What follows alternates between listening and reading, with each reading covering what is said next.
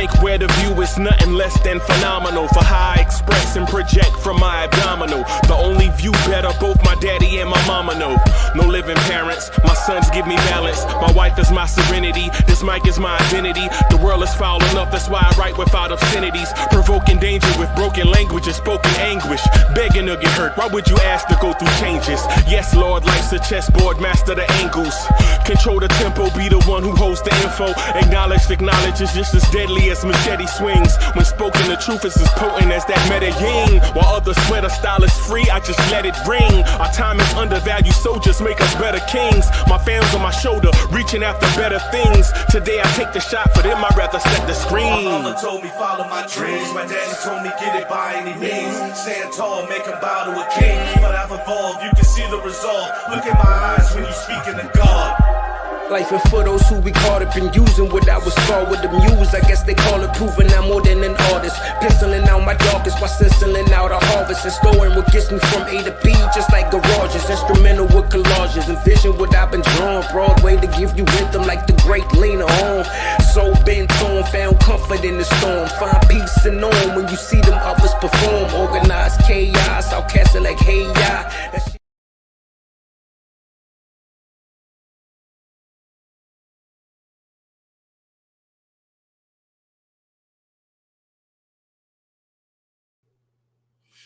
Yo, party people in the place to be. Let's see. Let me find my joint. Let me find the one. Let me find the one I want to use. No. I had one up here for a single layout. Yo, I had one up here for a single layout. Bear with me, everybody, just real quick. Come on. I'm gonna fix it. Let me delete this.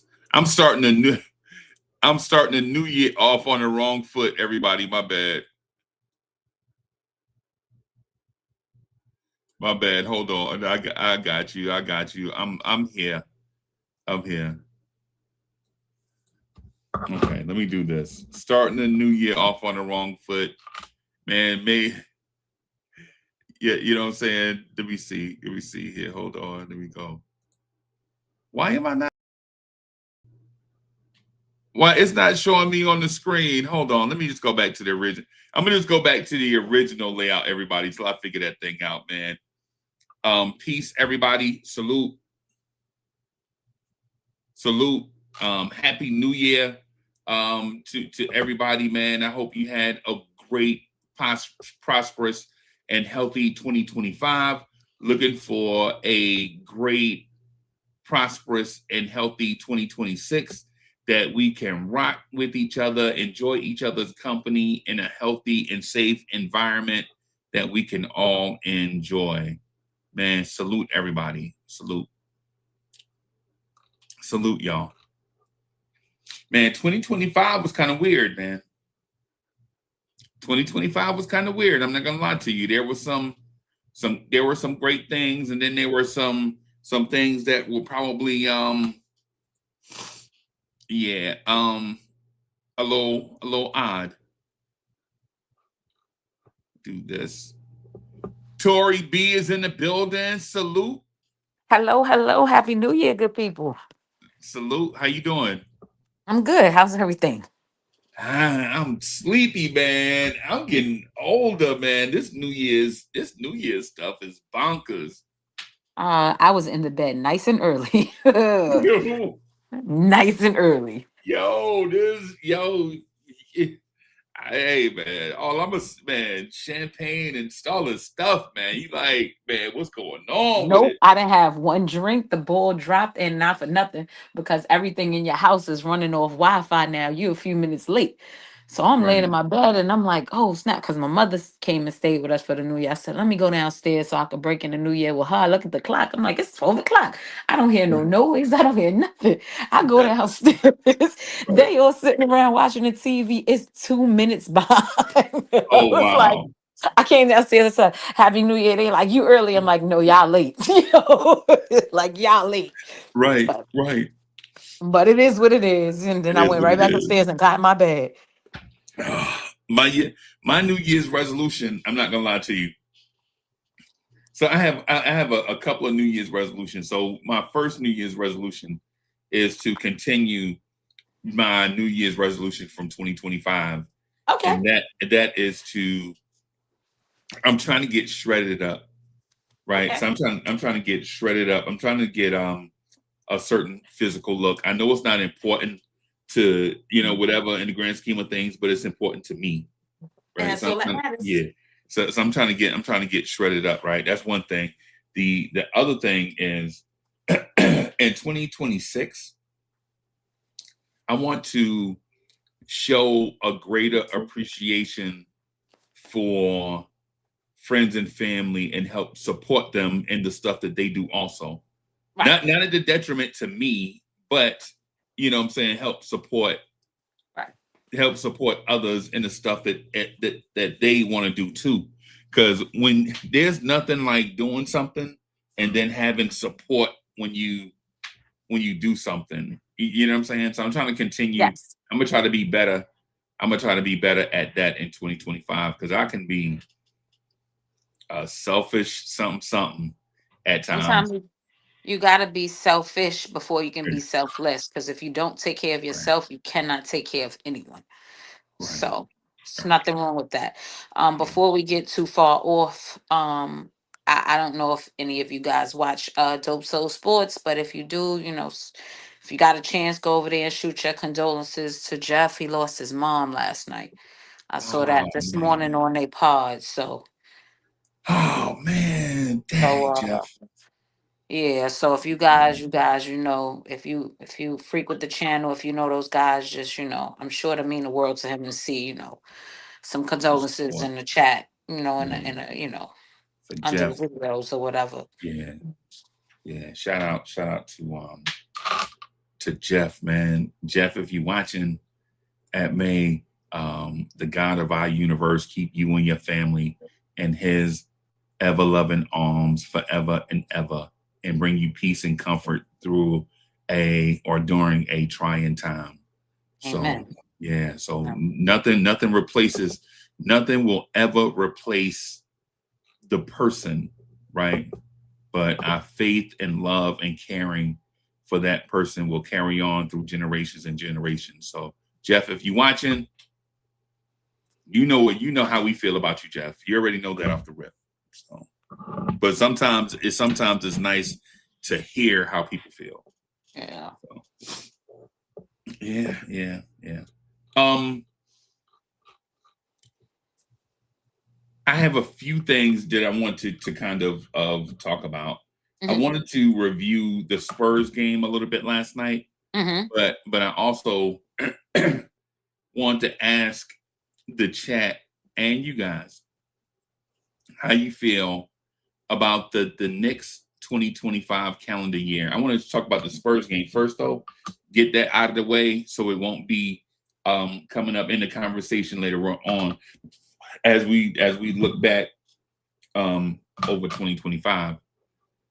How'd you feel about the Spurs game last night? About what you saw? Um. Okay, it's twofold, right? I don't want to go too deep into the weeds because again, we didn't have our whole team, right? We were down Mitch, we were down Josh, we still down Shamit. And I feel like when we don't have our whole team, it's not fair to judge them harshly when we're not in at full strength. But at the same time, in the playoffs, you might not be at full strength either. So you got to play with what you got. And Right, last night we had enough to win, right, and we didn't.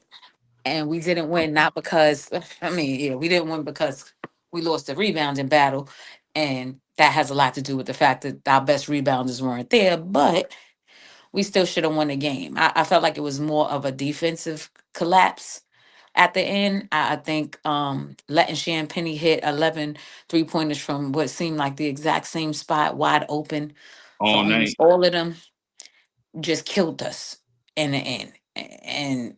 And I feel like that was the difference in the game. If we could have just put a body on them, like our defense is just porous on that 3-point line. And if this is the championship run, they gotta fix that. They have to tighten that up. Like that can't be the thing all year long and going into the playoffs, because when you come up against really good teams, that's just not gonna work. Right. So giving up 41 points in that fourth quarter hurt us.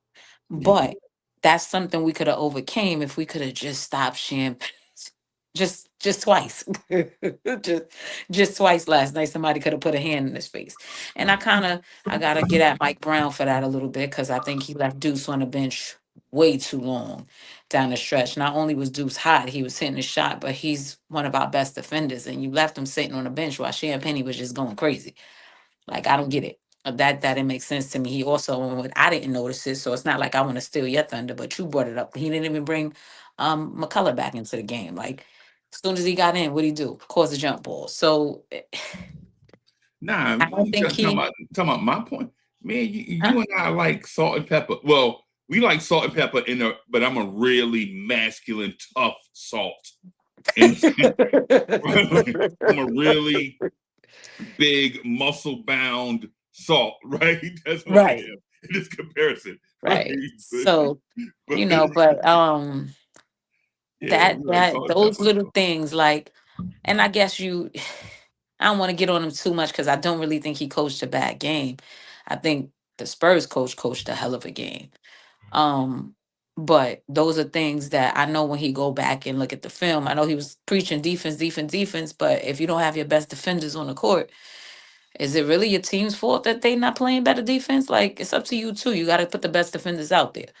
So, not having Deuce on that floor a little fast, a little sooner hurt us, and not making better rotational, decisions hurt us. But those are things you got to learn, because those guys are brand new to the rotation. So, Right, right. like I said, I don't want to beat up on it too much, because all our guys wasn't there, and we just starting to fill out the guys that we playing now. So I didn't hang my head over it, but it's a game that got away from us that I know we probably should have won.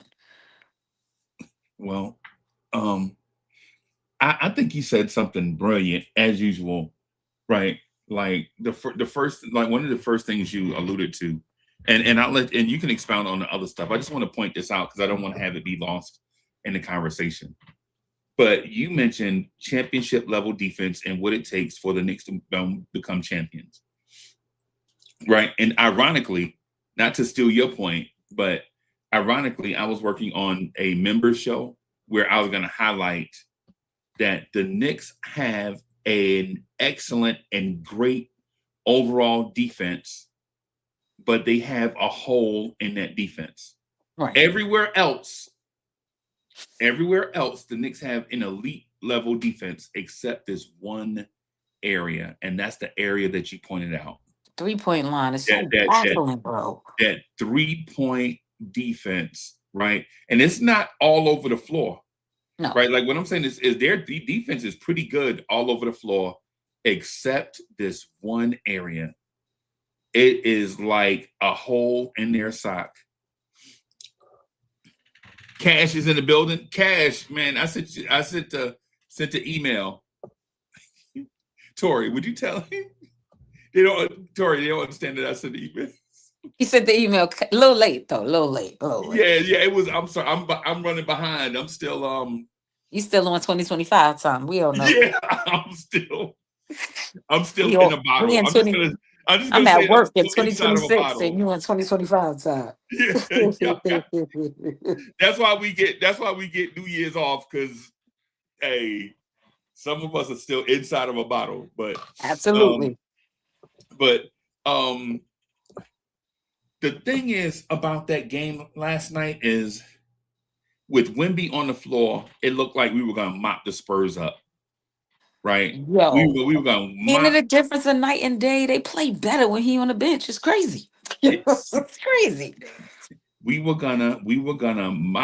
mopping them up with Wemby on the floor. They made their runs, and their runs were futile, right? Yes.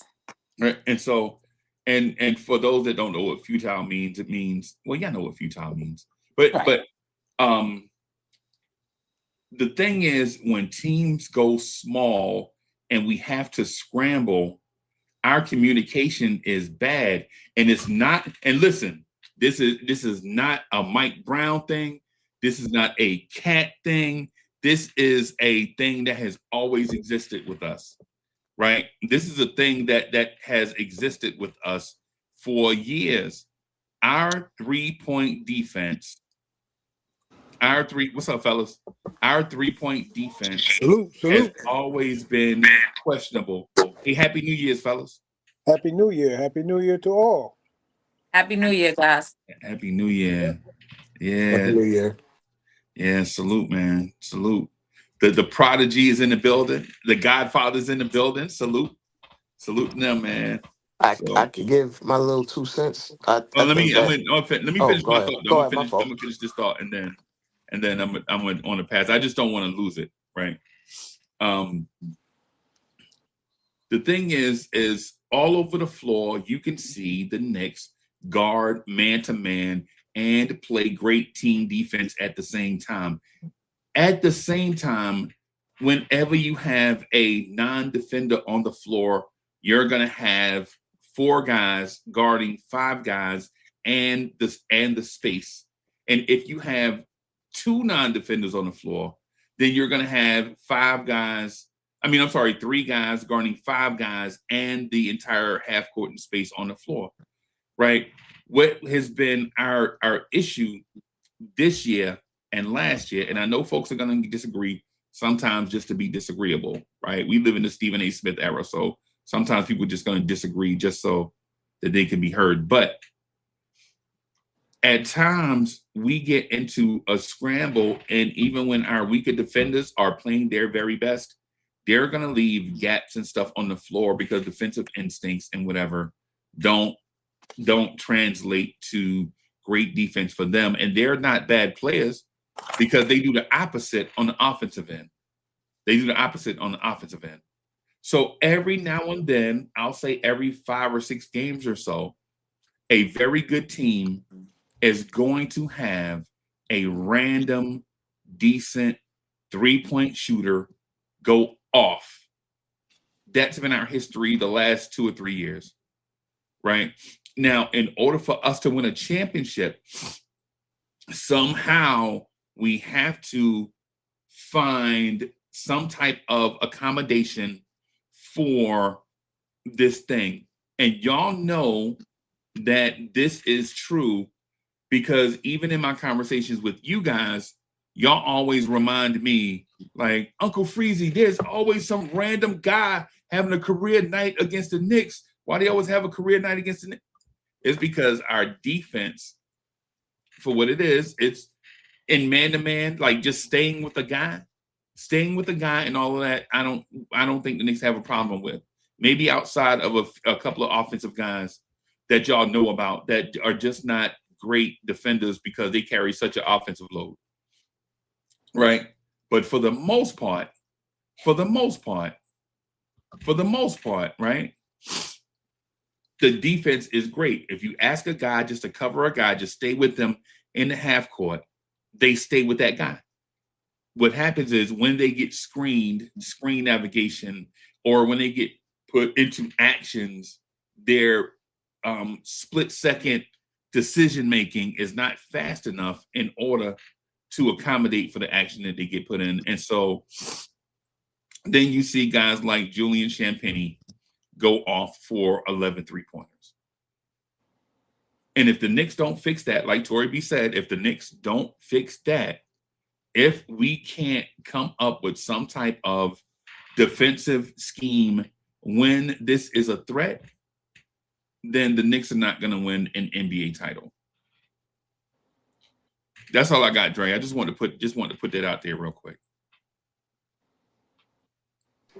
I think, to be absolutely honest with you, that loss was on Brunson and Brunson alone.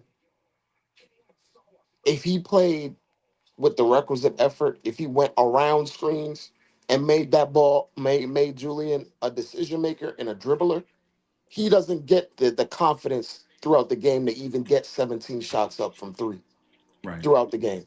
Right. Like the shot that he pulled up on in Kolik's face, Kolik made a mistake, but he doesn't even have the confidence to pull that in the first place if Brunson decides to go over screens where he took 5 3-point attempts in the first quarter. Right. Like some of that is like terrible effort, some of that is miscommunication. But at a certain point, that I think that whole game flipped on his head and it allowed that guy to have confidence because Brunson didn't take the challenge. And it's been a common occurrence. And if Brunson is going to play this bad defensively, you're going to have to axe minutes from Clarkson because you can't play both of them extended minutes at the same time. Right. Yeah. And Yeah. then some of this has to do with like, yeah, Shamit is out, and I'm Right. not even like, it's a domino effect. If Okay. Brunson's gonna not give the requisite effort, this is what you're gonna see on the defensive end, and like it was lazy hoop from the jump for me anyway. For Brunson, it was lazy hoop. Like he was coming off a screen. He literally, if you hand track those threes, about 20 of those points was because Brunson decided to go under a screen Right. or decided to not fight over. And if you made the moment you made Julian Champagnie, the moment you make him a decision maker or dribbler, that's when they lose their game. And we He's a didn't make him do that. random NBA rotation player at that point. Yeah.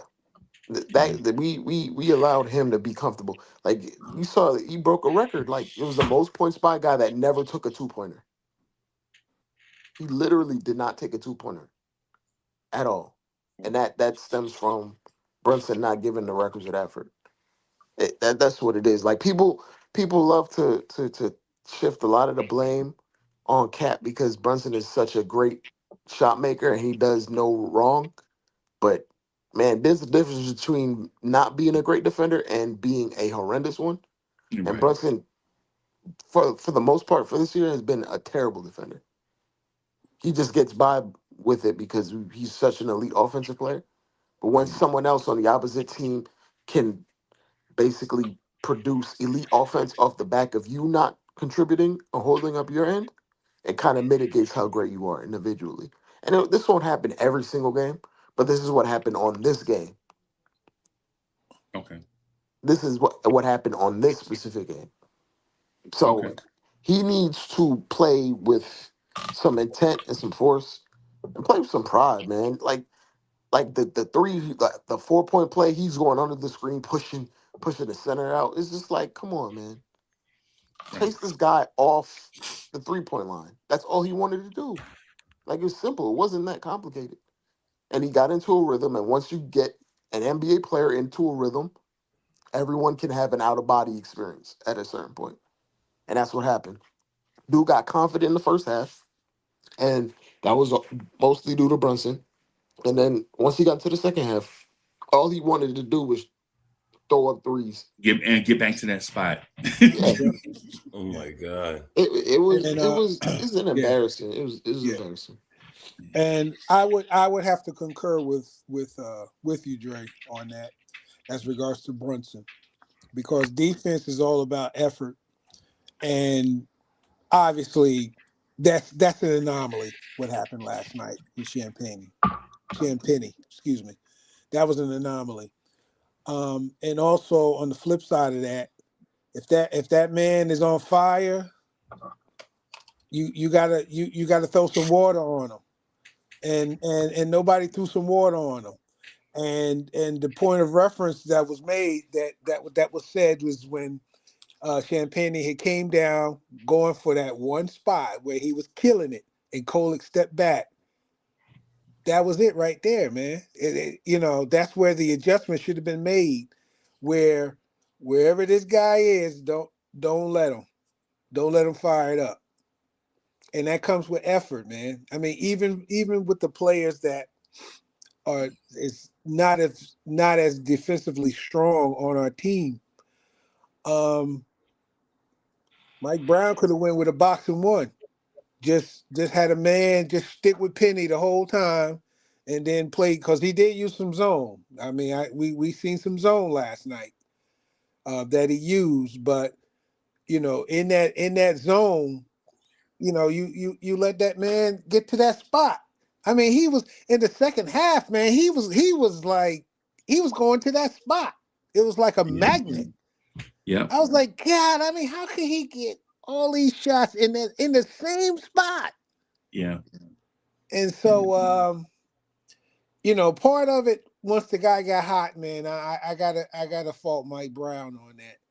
But in concurring with Dre, Brunson, you got to put some effort up, man, because defense is about effort.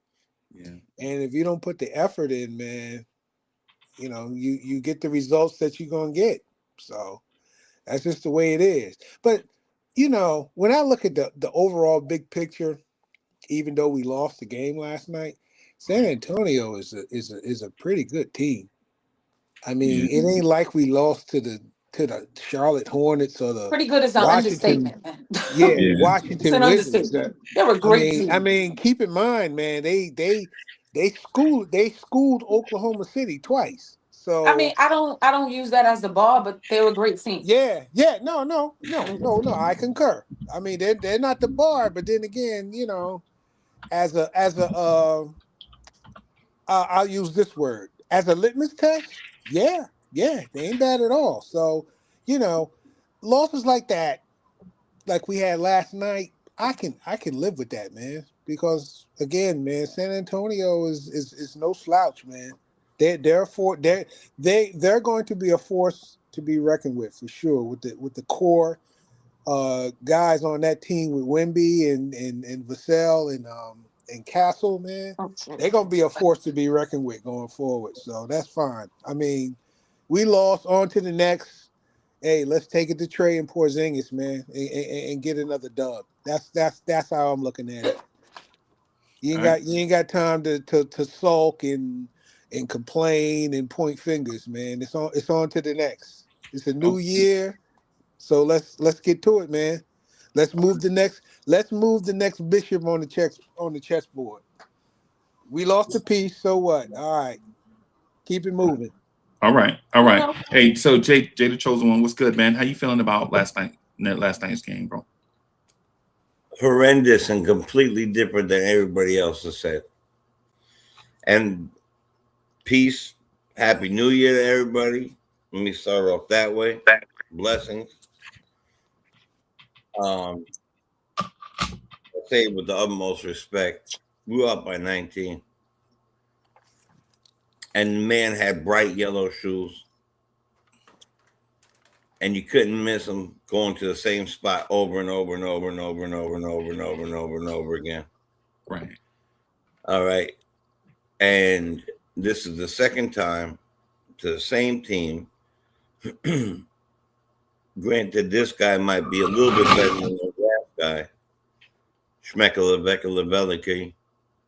that took it to us, Yeah. if you remember. Yeah. Yeah. Last We had holiday. no business at all losing that game. Zero business losing that game. And the blame goes around. It goes from the coach, it goes to Brunson, it goes to anybody on that team noticing that they think they could do a better job picking them up and volunteering to do so. It goes to everybody. I kept yelling, "You don't see him over there?" Like screaming at my TV like it could hear me. No business losing that game. And I agree with both of you when you say OKC is like, I don't use that as the bar, let's call it. But as far as records, we can use it as the bar. But we've beat the Spurs already. So I don't care about who they beat. We beat them already. And we had a chokehold on them last night. A chokehold. We were doing anything we wanted to do. And so,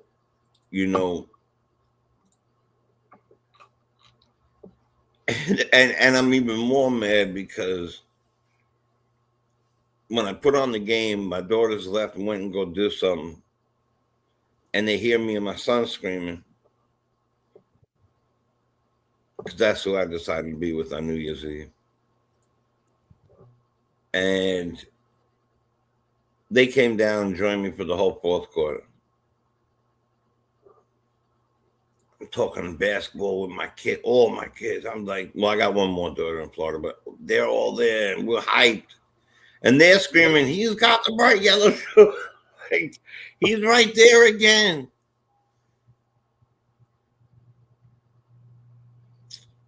I'm highly disappointed in this game, all angles. All angles. Now, of course, it's like put it behind you and move forward and whatever. But that can't happen again. You're up 20 points-ish. Can't happen. Right. Not So, if you got not to a championship team. I got questions because I'm 20-point leads are nothing in the NBA now with the way that the three-point is shot all around, right? We could be disappointed in the loss, but they shot 20 more free throws than we did. And our best rebounders weren't in the game, and we out rebounded in that game. So why I don't like the defensive effort in the fourth quarter, and I don't like that Champagnie was open so much. We lost that game by, well, we'll say 5 points since Jalen didn't. The three really didn't change that Hail anything at the Mary at end the of the end game. was just a Hail Mary at the end. Right. So if we're looking at the score, we lost by 2 points, but all right, we lost by 5. Yeah. With all that being said and all that disappointment you got on your brain at the end of the day, you know that 3 of your rotational players was out, and we probably don't lose that game if one of them are there. So I wouldn't hang my head. Like, I don't, the amount of disgust you have is is a little baffling to me. Like, I don't get it. But You could be baffled. But that's how he feel though. That's no, I know, but I'm just saying not it's telling baffling to everybody me. I just it's just baffling to me. I don't get it. But all right. No doubt. I don't care either. You could be baffled. I didn't. Whoa, I'm easy, ticked kid, off. easy, fella. You know what I mean? Easy. I'm ticked off. There's no reason to lose that game. Right. No reason. Well, and so I'm not mad. We're at the point where my life doesn't go on, and we're not cool, and what you say doesn't matter. Of course, it matters. What I'm saying is, when you're going for when you're a certain type of team, you find a way to do something. Right. Okay. Whoever is out. I understand your point. I think one of the things though, like one of the underlying things that I believe we didn't understand in the moment and fully appreciate in the moment was OG Anunoby guarded Victor Wembanyama for a large chunk of the game, right? And so when you have a jumbo wing guarding an elite all NBA legendary ability type of generational talent, it's going to take away something from OG Anunoby's game somewhere, right? And for us, it was for this game, it was the corner three. Like OG Anunoby didn't look to knock down that corner three. He wasn't confident in it for some reason. I don't know if that has something to do with the Spurs defense or the energy that he usually have is sapped. I believe OG guarding Wemby a lot last night took away some of OG's offense. Is one of the underlying things that I saw. Right. I don't think it can be discounted. Also, when you have Bridges, if OG is doing that on Wemby, then that means Bridges has to basically guard all of the Spurs' elite young wing talent, right? They had because even though Devin Vassell was out, that's one of the things. Josh didn't play, but Devin Vassell didn't play either. No. Right. So yeah, so it's a lot of things came to play in yesterday's game. I think the reason why the Spurs shot more free throws than the Knicks, though, is because the Spurs legitimately was putting the ball on the floor and trying to attack our rim.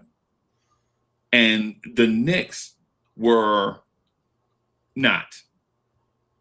Yeah. Right. They did at times. Like OG got a few dunks, and I think the 3 shots OG made last night were dunks.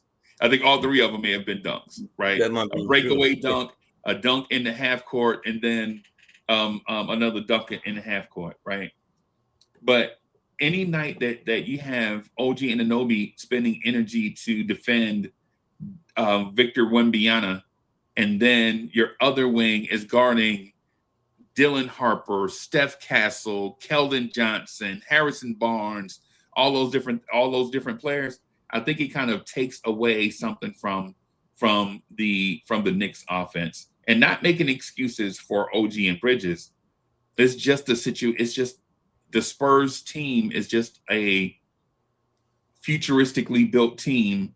And if your team is not built that way, you're going to have issues. You're going to have Jordan Clarkson guarding Steph Castle at times. You're going to have Jalen Brunson guarding De'Aaron Fox when he shouldn't. You're going to have Tyler Kolek being put in jeopardy because a couple of those threes that Julian Champagnie hit, it wasn't that Tyler Kolek didn't press out on him.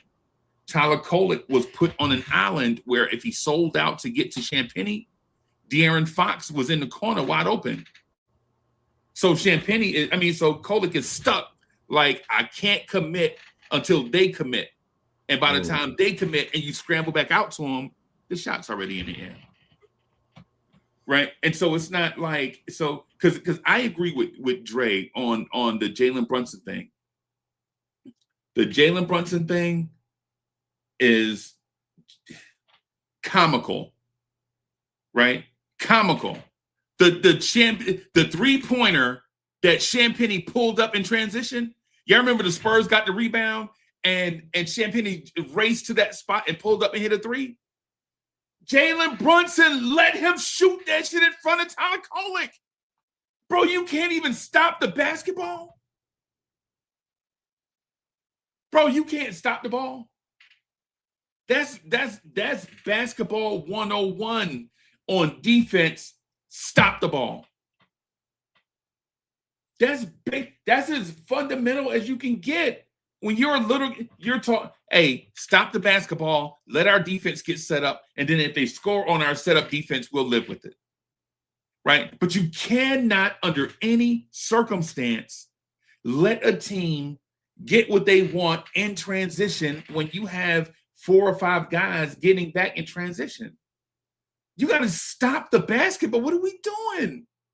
Dre pointed that out. I'm super excited. Dre had the courage to point that out, man. Because I was thinking if we say something bad about, or if we critique Jalen Brunson, that the chat was gonna flip. So salute to Dre for popping a cork on the Jalen Brunson thing. Because people love to blame Cat for everything, man, and it's because he's the easiest target. But like, bro, Brunson's greatness makes it a lot harder for people to give true critiques on his issues. And I'm gonna keep it a buck. Since Jalen Brunson's been a Knick, this is probably his worst defensive year as a whole in totality. And he needs to pick it up. And I'm pretty confident he will, but it's like at a certain point, his whole job, if your 3-point specialist gets hot against the Knicks, and they start, that's Brunson's assignment. That's what they literally throw Brunson on 3-point specialists, so he doesn't have to guard guys that put the ball on the floor. And if that guy gets hot, and this guy literally didn't take any 2-pointers, then the onus is on the guy you put on him to begin with in the first place. And he got confidence because Brunson just continuously left him open, and that confidence eventually bit you in the ass in the fourth quarter. That's what it like. It was a domino effect to me. Right. And Like, that's. Go ahead, Tori. No, I was saying that's where you miss Mitch Robinson.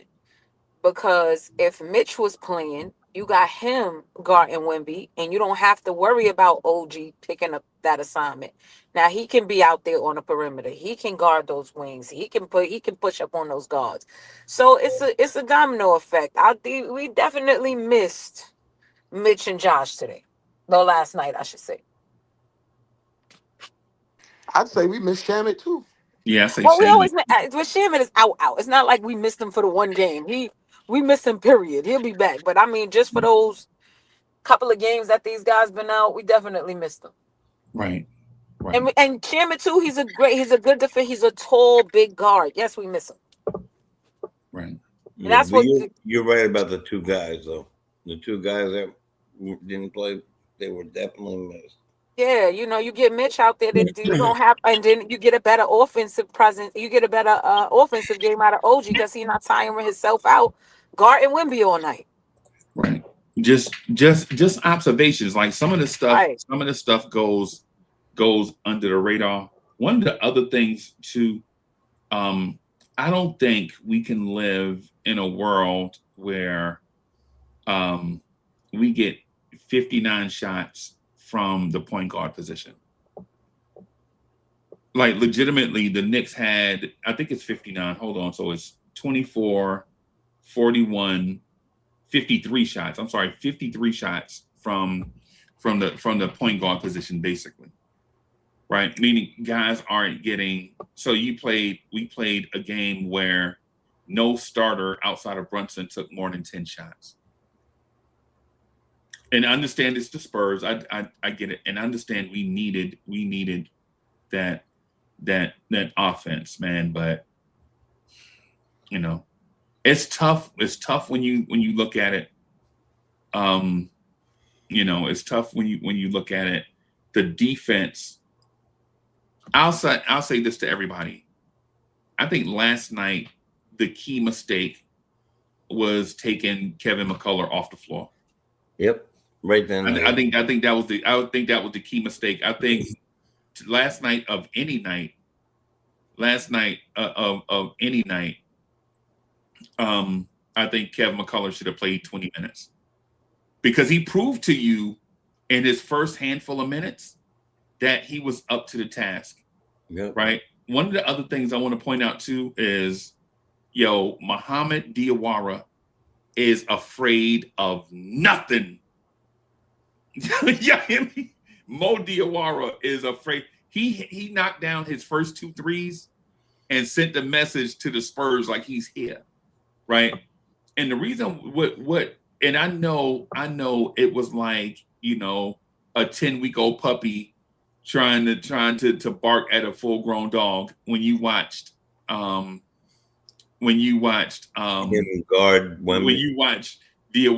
and Wemby last night, right? I know it was like a 10-week-old puppy trying to guard a junkyard dog, but Diawara wasn't afraid. Now, did he get cooked several times? Yes, but did he talk trash to Wemby and let him know he was there?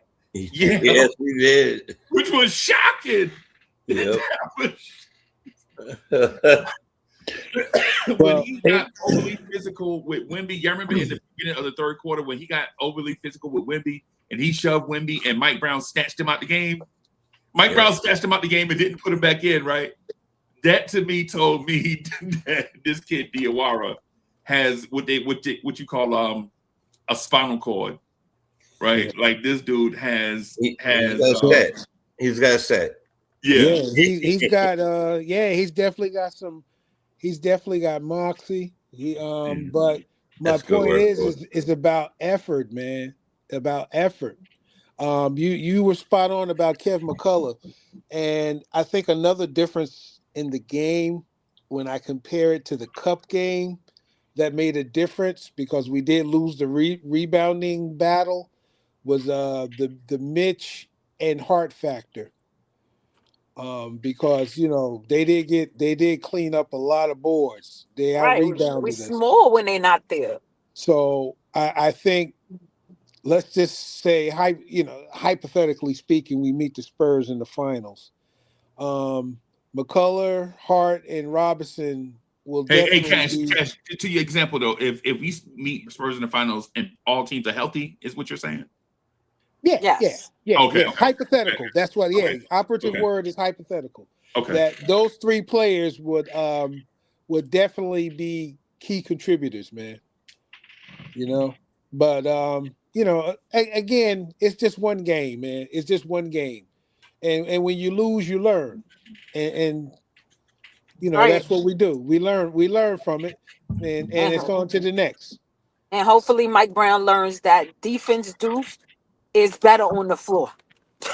He had Oh him on the yeah, bench well too long. yeah, and offensively, Way too man, long. Deuce It was kept us too in. much Kolick and not enough Deuce. He played himself. Yeah, Played and himself and last night. and Deuce kept us in the game, man.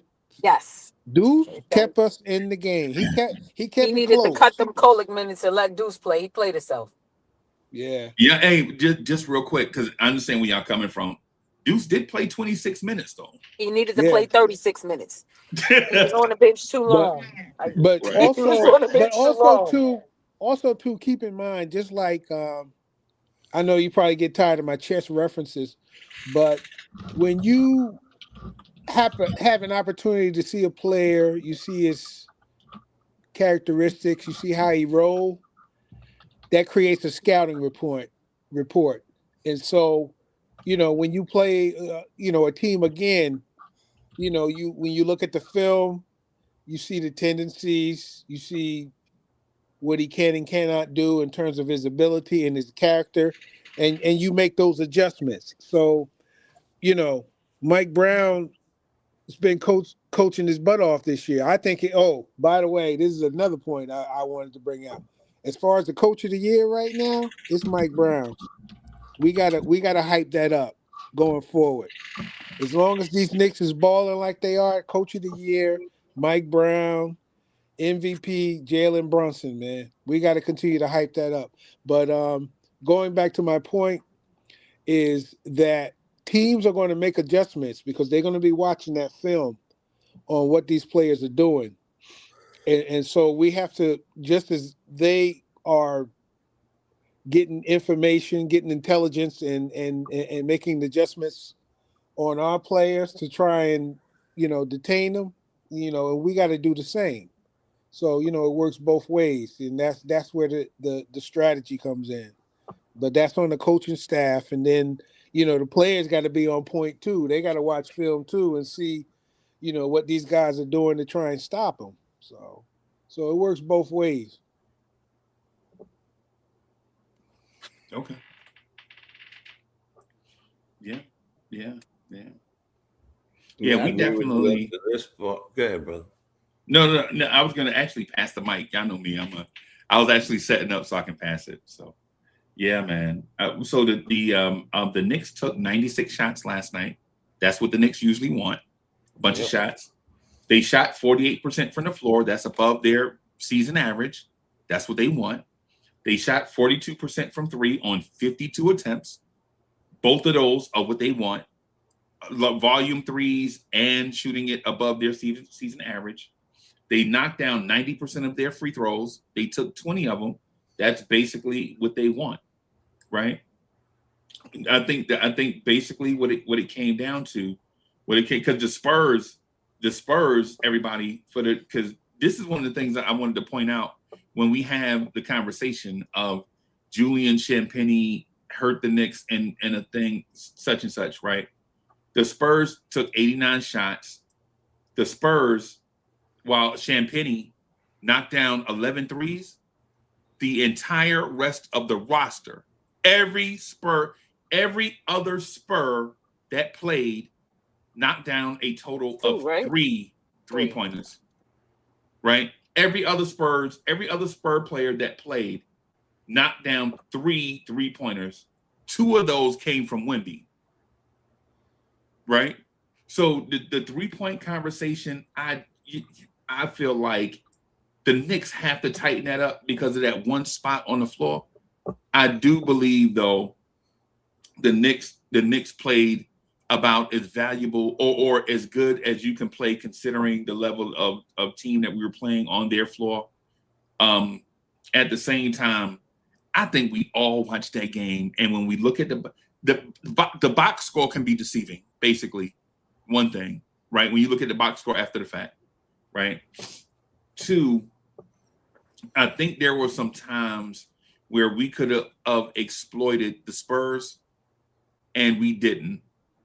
When Wemby left the floor and we had Cat ISO'd on Luke Cornett and we didn't go to it, to me, that's one of those things where if Mike Brown could have done some things differently, he should have. Yep. There should never be a world where Luke Cornett and Karl Anthony Towns played to a flat foot tie, and it has nothing to do with Karl Anthony Towns not being aggressive. That's the dodo argument. The dodo argument is when stuff go wrong, blame Cat. When anytime you hear, and I hate to say it to y'all, but we try to have like open minds and smart takes.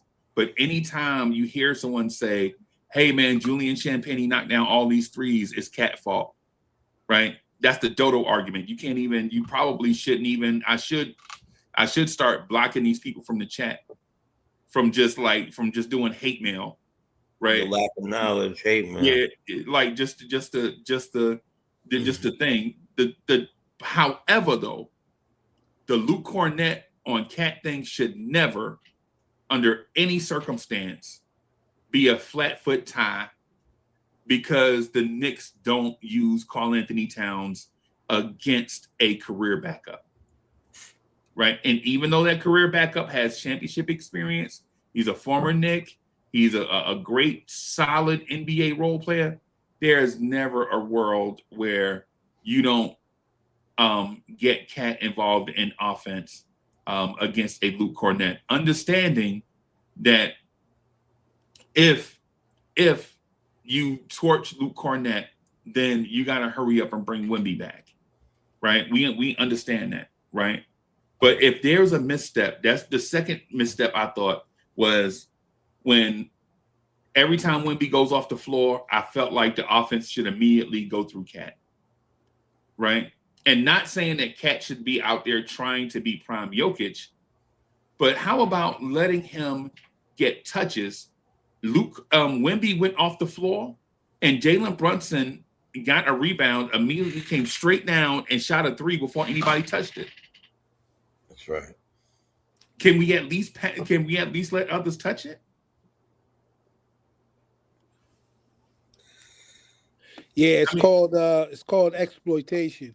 And, good point, because let's keep it real. When Wemby was in the game, it did affect the Knicks in terms of going inside, or as Mike Brown liked to term it, those sprays, which he looks to get a certain amount. Wemby makes that very difficult. But when Wemby was out of the game, then that exploitation with what you just referred to, Freezie, should have been employed between Brunson and Cat, for sure. You should have exploited the inside, because, Cornette is not a force inside. So we all know that. So that's something that could have been exploited.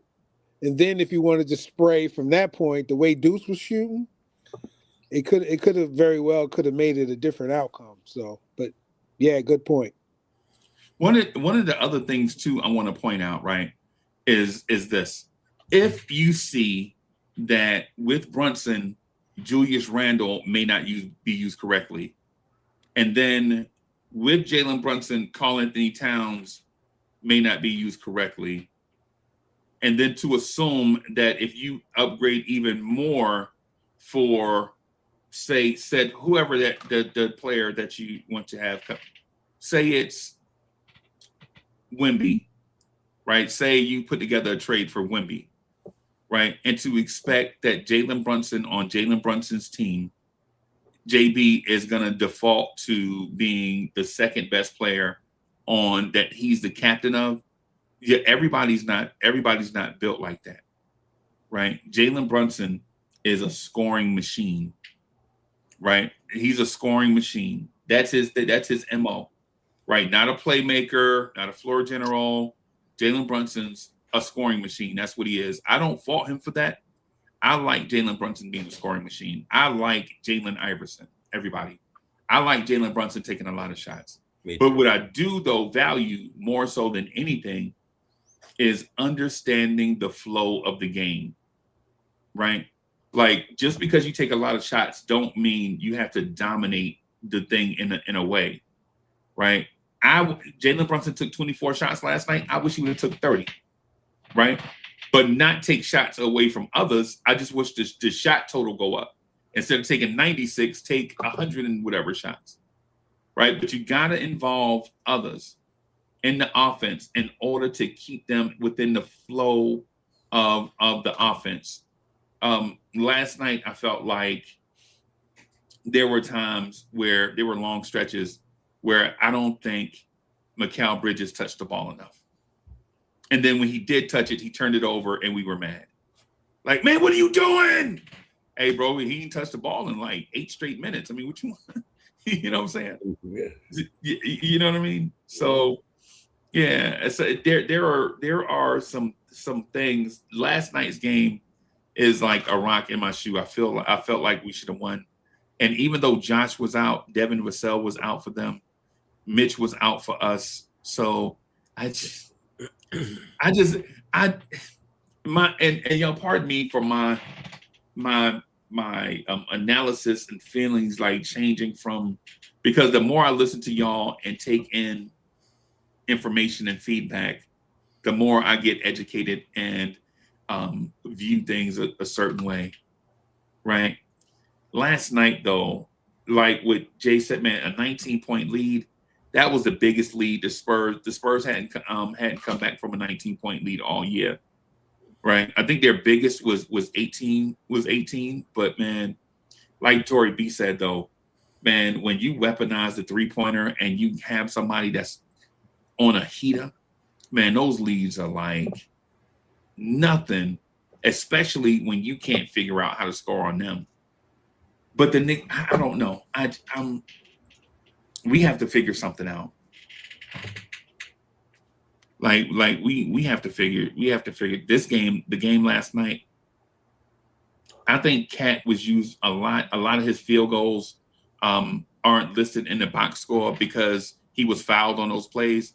So you don't see Cat as, say, 7 for 13 or whatever it could have been, because, you know, he shot 8 free throws and made all 8 free throws.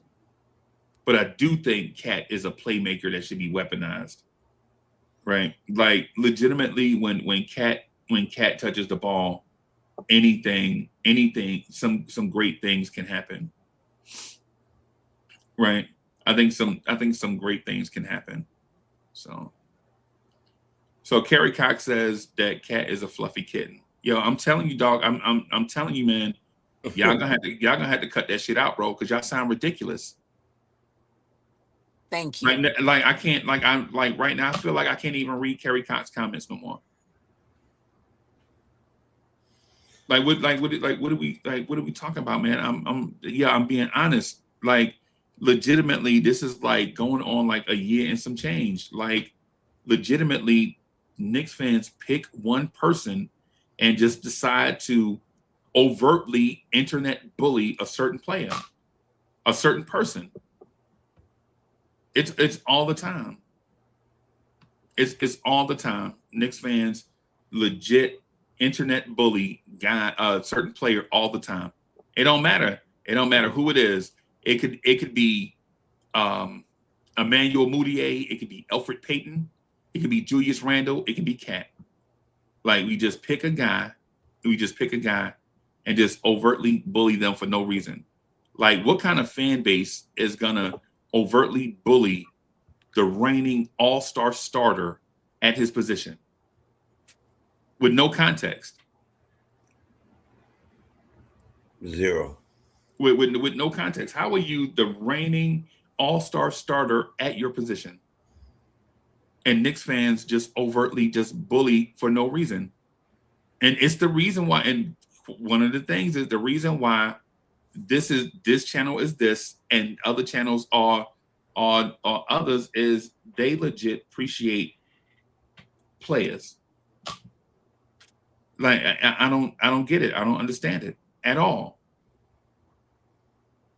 Like, man, we got to come on, man. We got to appreciate the Knicks are 23-10. What are we talking about?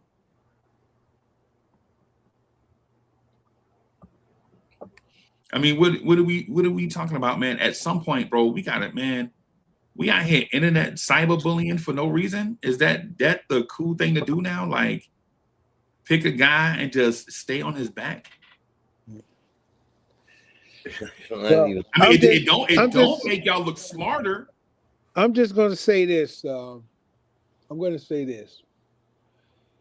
It's always easy to blame. It's very easy.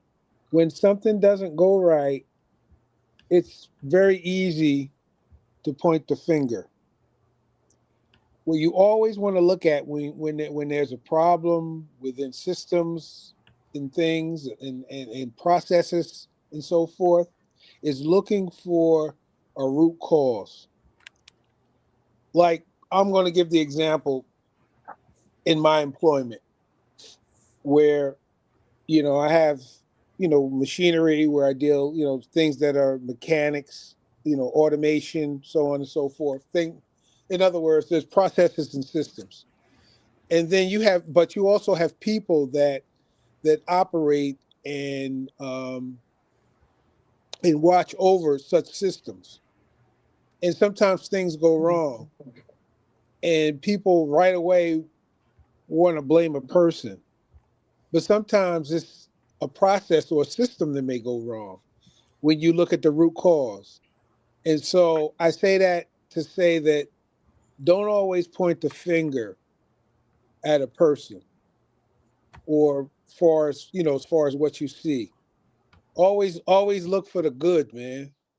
Always look for the good in person and look at the overall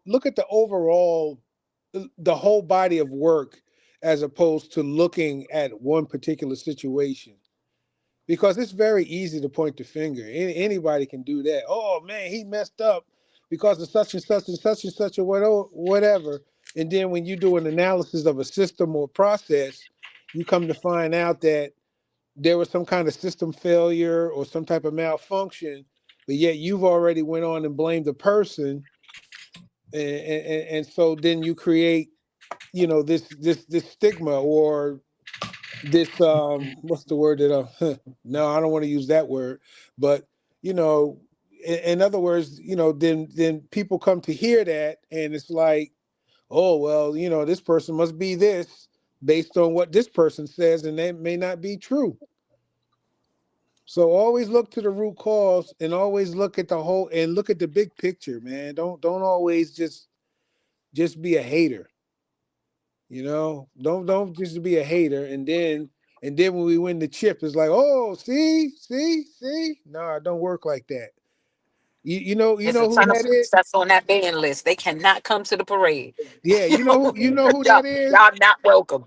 You know who that you know who type of person that is, and I'm just gonna swing it out there. Stephen A. Smith, man. I can't, man. I can't, dog. Because first of all, in the position, I know the position that he's in. He's trying to straddle the fence. He's trying to be on both sides and try to play like, yeah, I'm down with y'all. No, dog, it don't work. You got to be down. You got to be what is called ride or die. Right. So you got to be on one side of the fence. You can't straddle the fence. So come on, people. Wake up, man. I mean, I understand New York is what it is, man. I mean, I've been all my life, so born and raised. So hey, it is what it is. I mean, people are gonna be who they are, but just be ride or die, man. You from New Well, York, you know what I'm talking about. yeah, I watched a major Knicks content creator in this space that we're in, right? And one of the things that I noticed in that major Knicks content creators space is that people are open-minded, or at least that's what they type. Whether they're open-minded or not, I really can't say. But in the moment, they at least express some gratitude. Like they express like some type of gratitude and understand where the Knicks are as an organization, right? Because the thing is, I understand that all personality types are going to be different, and I don't expect, what I'm saying, people to be something that they otherwise are. As a matter of fact, I embrace that, right? But what I would say though is if you want others to consider what you say is legitimate, then can it at least be balanced? Right? Like sometimes I read the chat and I'll be like, oh, that's just such and such being such and such. But their comment means less to me than ashes in a cigarette tray. If I'm being honest. Like, oh, I'm like, yo, that's my man. Like, yo, I'm glad such and such is here. But the comment that'll be made, I'm like, that means less to me than a dead fly on a window pane. Because there is no substance to the love is there, right? But certain things without context, it's just like, what are we actually saying? Paris Duggan, thank you for the generous contribution. Paris Duggan says, are we really sounding like a funeral over that great game in San Antonio that we just played without rebounding and OG 0 for 5 from 3? WTF, y'all stop, right? I think we missed like a certain portion of it. I think you missed like a certain portion of it. But at the same time, yes, that's what I'm talking about. Like, legitimately, I think the Knicks played a great game. There's something that we have to work on long term. There's something we have to work on long term, and that is that 3-point defense in those couple of spots on the floor. Like, what is it about that free throw line extended up top 3 that just gives us issues? I can't quite put a finger on it. I don't want to say it's just effort, but there's got to be something about that above that break 3 that just is like a rock in our shoe. Hey, and I appreciate Paris Duggan, man, one of the GOATs in Knicks universe, man. Appreciate you, bro. And you know, while all those things that we've been saying 101 times are absolutely true, right? And I never like to blame officiating for a loss, but they doubled us on the free throw line last night. Like, literally doubled us in free throws, and the game was not called the same way on both ends. Like, sometimes it's the ref's fault. There's no reason why they should have went to the line almost 20 more times than we did. Like, sometimes it's their fault too. Like, we playing 5-on-8 every night. It get ridiculous to a point. We still could have won. We still probably should have won. But at the end of the day, they're not calling these games fairly. So how and do you we fix asking it? our team to overcome everything. How do you fix it? I mean, you guys, you can't fix it. I'm just saying, you can't ignore it either. We can't act like it's not a thing. Right. Like, yeah, we do need to be better on the 3-point line, right? But if we had gotten maybe 2 more foul calls, 2 more calls that should have went in our favor, we actually would have got. We still would have won the game. Yeah. Last night, like, there's a lot of things that are in play when we lose basketball games. Like, yeah, should we have one? Could we have one? Yeah, but maybe if they actually gave us some calls, we would have won the game. But you also got to remember that Wemby, they sweetheart. They want his team to do well. They want Oklahoma City to do well because those are the faces that they're pushing in the league. So every time you go up against teams like that, you're going up against officials too. They get annoying at a point. Like, we could sit here, we could pick them apart for days. We could pick apart everything that they did wrong last night, right? And still, at the end of it, had we gone to the line like we were supposed to, we would have won the game in a landslide. You know, I can't disagree with that, especially last night. Do you know that every player I disagree with team, it. I ain't gonna lie to you. Every player on that team went, except for Harper, went to the line. Yeah. I'm not saying the Spurs didn't deserve calls. I'm saying where were ours? And I'm not. right, so that's the other side of it. Did the Spurs attack more? But they attacked more. They attacked more, right? So yeah. I wanted to get this out. Like, they deserve double the amount that we had? Look, we already know, right? We already know, like it's 5 versus 8 regularly. However, they attacked doubly to the rim. Now, I'm not going to say that we all saw it. Like some of those calls were like so fugazi and ticky-tack and weird. Right. But you still get the opportunity to do that if you drive into the rim. So, but at the same token, I don't know why they're picking on us. I feel picked I'm just on, saying but you're more deserving of a call if you're driving to the basket other than you're out on the perimeter. If I'm getting fouled, I'm getting fouled. It don't matter where the foul is at on the floor. If you're fouling me, you're fouling me. well, And there were calls that's that a they fact. just didn't, you know what I'm saying? Like it's just calls they just didn't give to us, but they were giving them on the other end. And it's not all about them being aggressive and going to the rim. They were getting the same ticky tack fouls up top in the game as they was down in the paint. And we were not. And that makes a I agree difference when with you're you, trying to but win you get basketball way games. That's all more I'm saying. You fouls could say that they underneath. were more aggressive because they went to the hole more. They're a more athletic team. That's what they do. But that doesn't mean that just because we're not driving to the basket as often and as hard as they are, that we don't deserve fouls. They're fouling us, and we're not getting calls. Well, that's obvious to a duck. There's no doubt, and you could be fouled anywhere on the thing, but you definitely increase your chance of getting a foul call when you go towards the rim and there's a bunch of people trying to stop you to do it instead of the one guy who's on you. But yes, you could get fouled anywhere on the court. We don't get the calls. That's agreed. Right. I'm on a different side. I'm on the other side of the couch than Tory B is on this one. I just think you're not gonna have it both ways. You're not gonna be a 3-point jump shooting team and then expect to get the foul calls of a team going to the rim. It's just not gonna happen. Fouls are fouls, I know, Tory B, I know what a foul is. I played organized ball. I know what a foul is. Fouls are fouls. I know what a foul is, right? And I know you could be fouled on 3-point shots. I know that, right?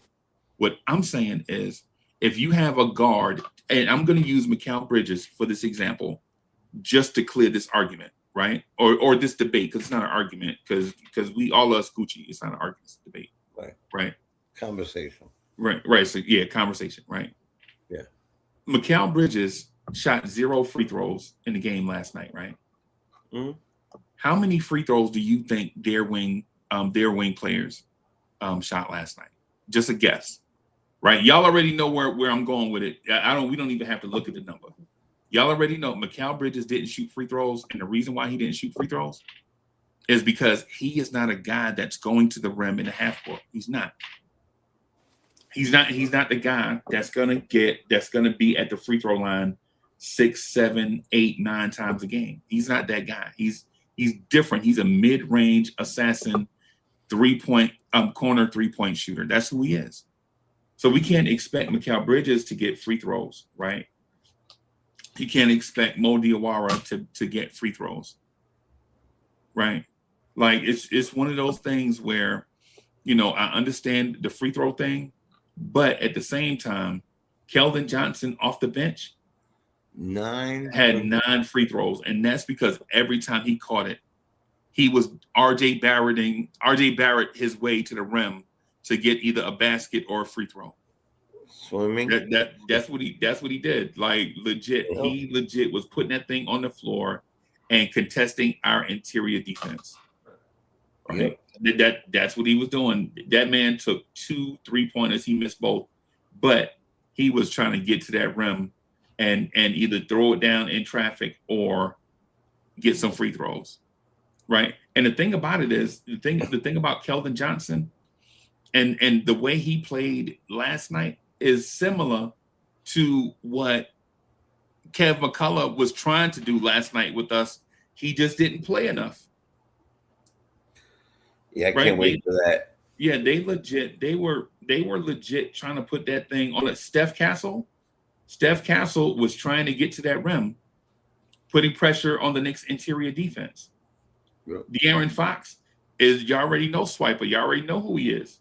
Y'all already know he's trying to get to that rim, right? But the Spurs, or the Knicks, when you're a jump shooting team, you're not going to get those same looks.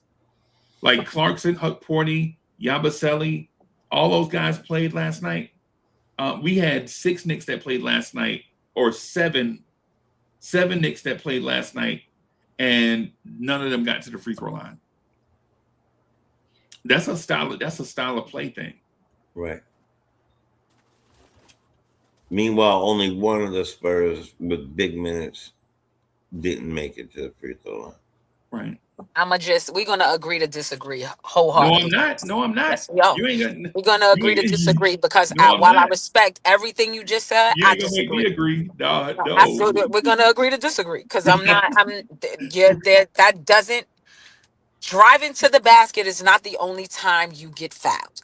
And it's not about style of basketball. It's about blowing the whistle when there is a foul. I don't care where the foul is. If it's at the half court, blow the whistle. Just because guys are shooting jump shots doesn't mean that they're not getting fouled. When Deuce went to the basket twice, he got fouled. They caught nothing. A couple of times Clarkson got beat up down there. So did Cat. They didn't call nothing. Like, it's not like it's just the fact that they're not getting calls when they're shooting jump shots. They're not getting calls when they go to the basket either. This is just a plain unfair whistle. And it's not like you didn't see it because we were all on the same stream together. These guys weren't getting calls. So while you can say it's about hold on. style of play, no.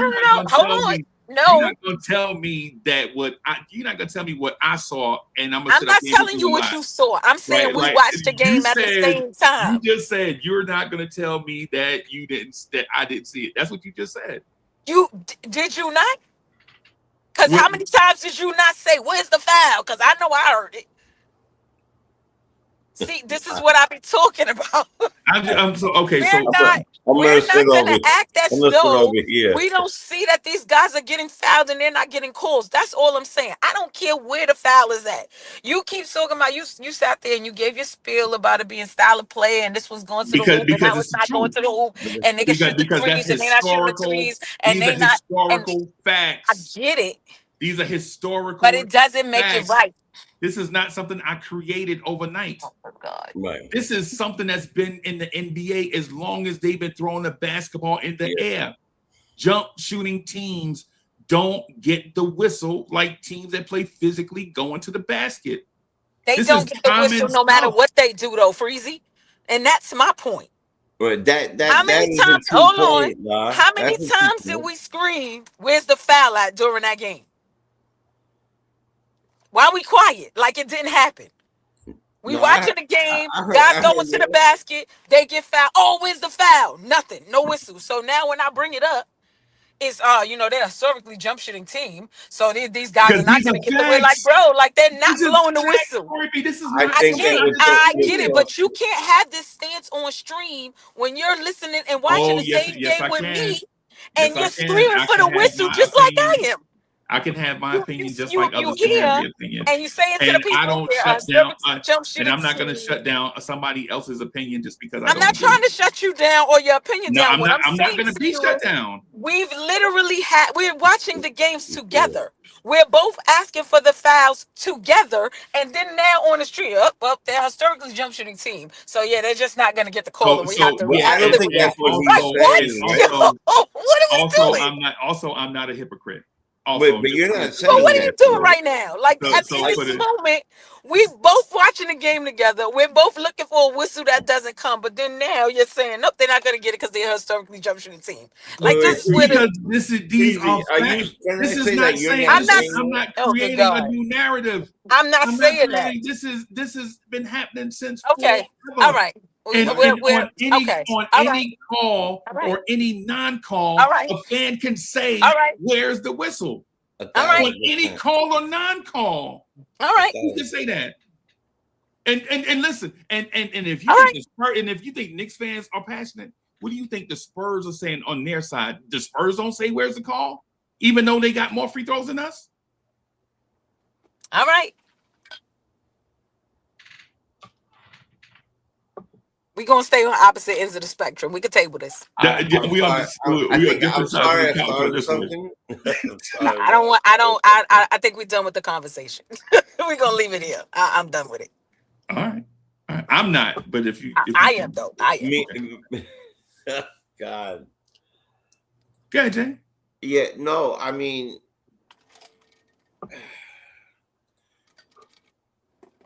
Jay, Jay, I know you're not up here on. getting. I know you're not up here getting scared because me and Tori B disagree. No, I'm not scared of nothing. Okay, good, except for God and something happened to my children. Right. I'm gonna be honest with God with you. Nothing. The fact is that two things could be right at the same time. I say it all the time. However, if we're talking about the amount of fouls being called in a game, is always going to be more underneath the basket and driving to the basket than it will be for a jump shot. Always. It's historically, like, always. It's forever. Because more people are going for the ball. They're attacking each other. The bodies are bumping into each other. Jump shooters, a guy could be jumping and he could put his hand in the air and be 3 feet away from you. But when you're attacking the rim, the guy under the rim and the guy chasing you are both running up to try to get that ball. I'm going to go out as far as say it's probably like 5-1 on the fouls underneath the rim than it is to jump shot. Okay. I think the disconnect is coming from y'all thinking that I'm saying they're not getting fouls out on the perimeter. I'm saying they're not getting fouls, period. They don't get fouls when they drive. They don't get fouls out on the perimeter like they should. That's my issue. Not where the fouls are coming from, but that they're not coming at all. See, I think that's where the disconnect is. Yes, I understand that we shoot a lot from the perimeter, but it doesn't matter because even when we're inside, under the basket, getting beat up, driving to the basket, laying the ball up, getting knocked to the floor, no one is getting a whistle. That's my issue. But go ahead, because I just want to clear that up. But y'all go ahead and finish what y'all was saying. No, okay, I heard something different, but now that you cleared it up, if that's your stance, and I agree with that. We're not getting the fouls calls. Then we got to hit every free throw. I mean, how do you answer something like that? Like the fact of the matter is, if you're going to play 5 versus 8 every night, you can't change the style of your game. You don't want to be different than who you are. You want to play exactly the way you want to play. You have schemes. You have plays drawn up already. You're not going to change any of that stuff. Do you want to see how I think it somebody's going to have to lose some money. Somebody's going to have to lose some money. Probably Brown. Right.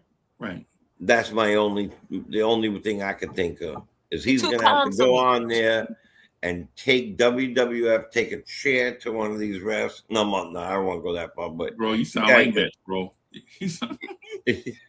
You heard Jimmy Fly Snooker off the top of the table. Yeah, but no, for real. I like unless they go public, you know what I mean? Like this is the style of game we're gonna play. Right. And we need to win the games that we have basically locked down.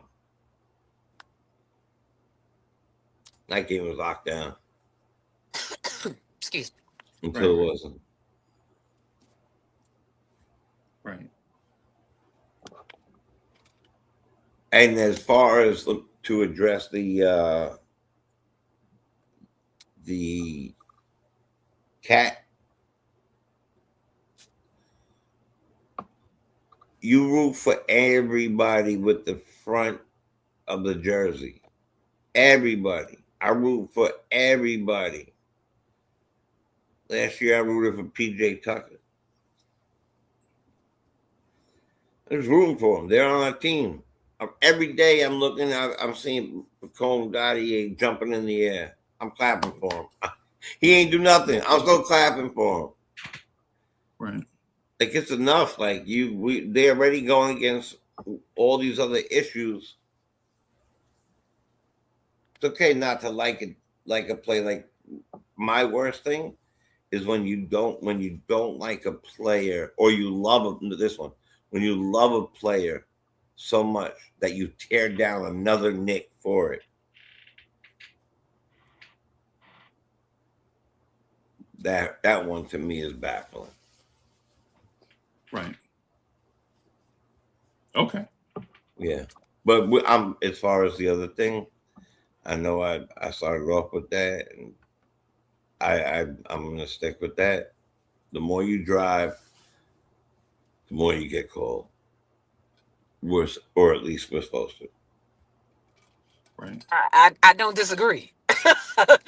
Right. That was never my point. My point is that we're not getting calls fair. We're not getting fair. That it's not being called fairly on both sides of the court. It doesn't matter whether it's on the back court or front. We're not getting calls.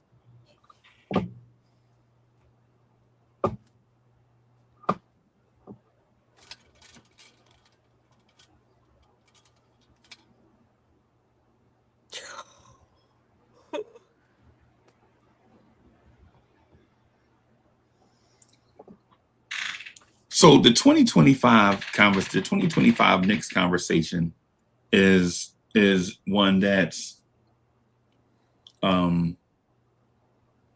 intriguing to me. A lot of things happened in the calendar year 2025, y'all. Like a lot of things happened. There were like a lot of great moments and a lot of moments that made us scratch our head. And so I want to ask y'all, I want to ask the panel and the chat. So chat, listen, chat, I'm going to ask this aloud and I want y'all to participate in this too.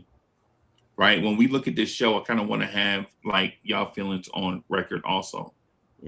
So chat, in the year 2025, what was your most exciting moment?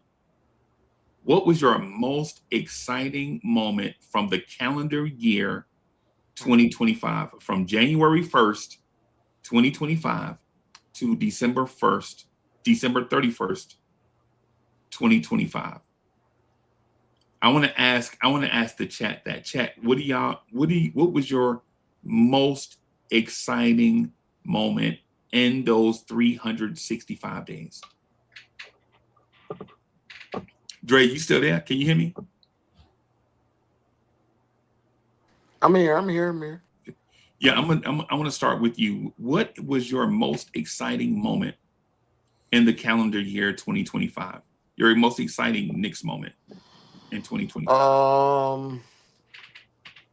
Us winning game 2 against the Celtics.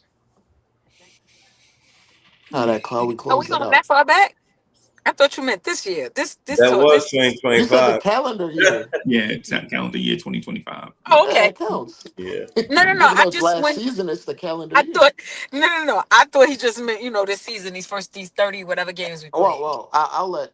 Well, Freezie, did you mean this season or No, the from entire year? January 1st, Okay. 2025 to December 31st, 2025. Our Game year, 2. I want to reflect on this calendar year that just Right. Okay. That was a great answer because it took me because I was stuck on This season.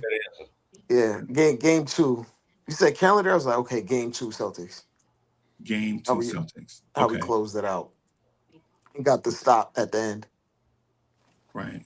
It was a bit McCall and euphoric. Mitch, baby. Right. It was euphoric. Okay. In that moment, what what made that moment special to you? And like, listen, I know the end result, right?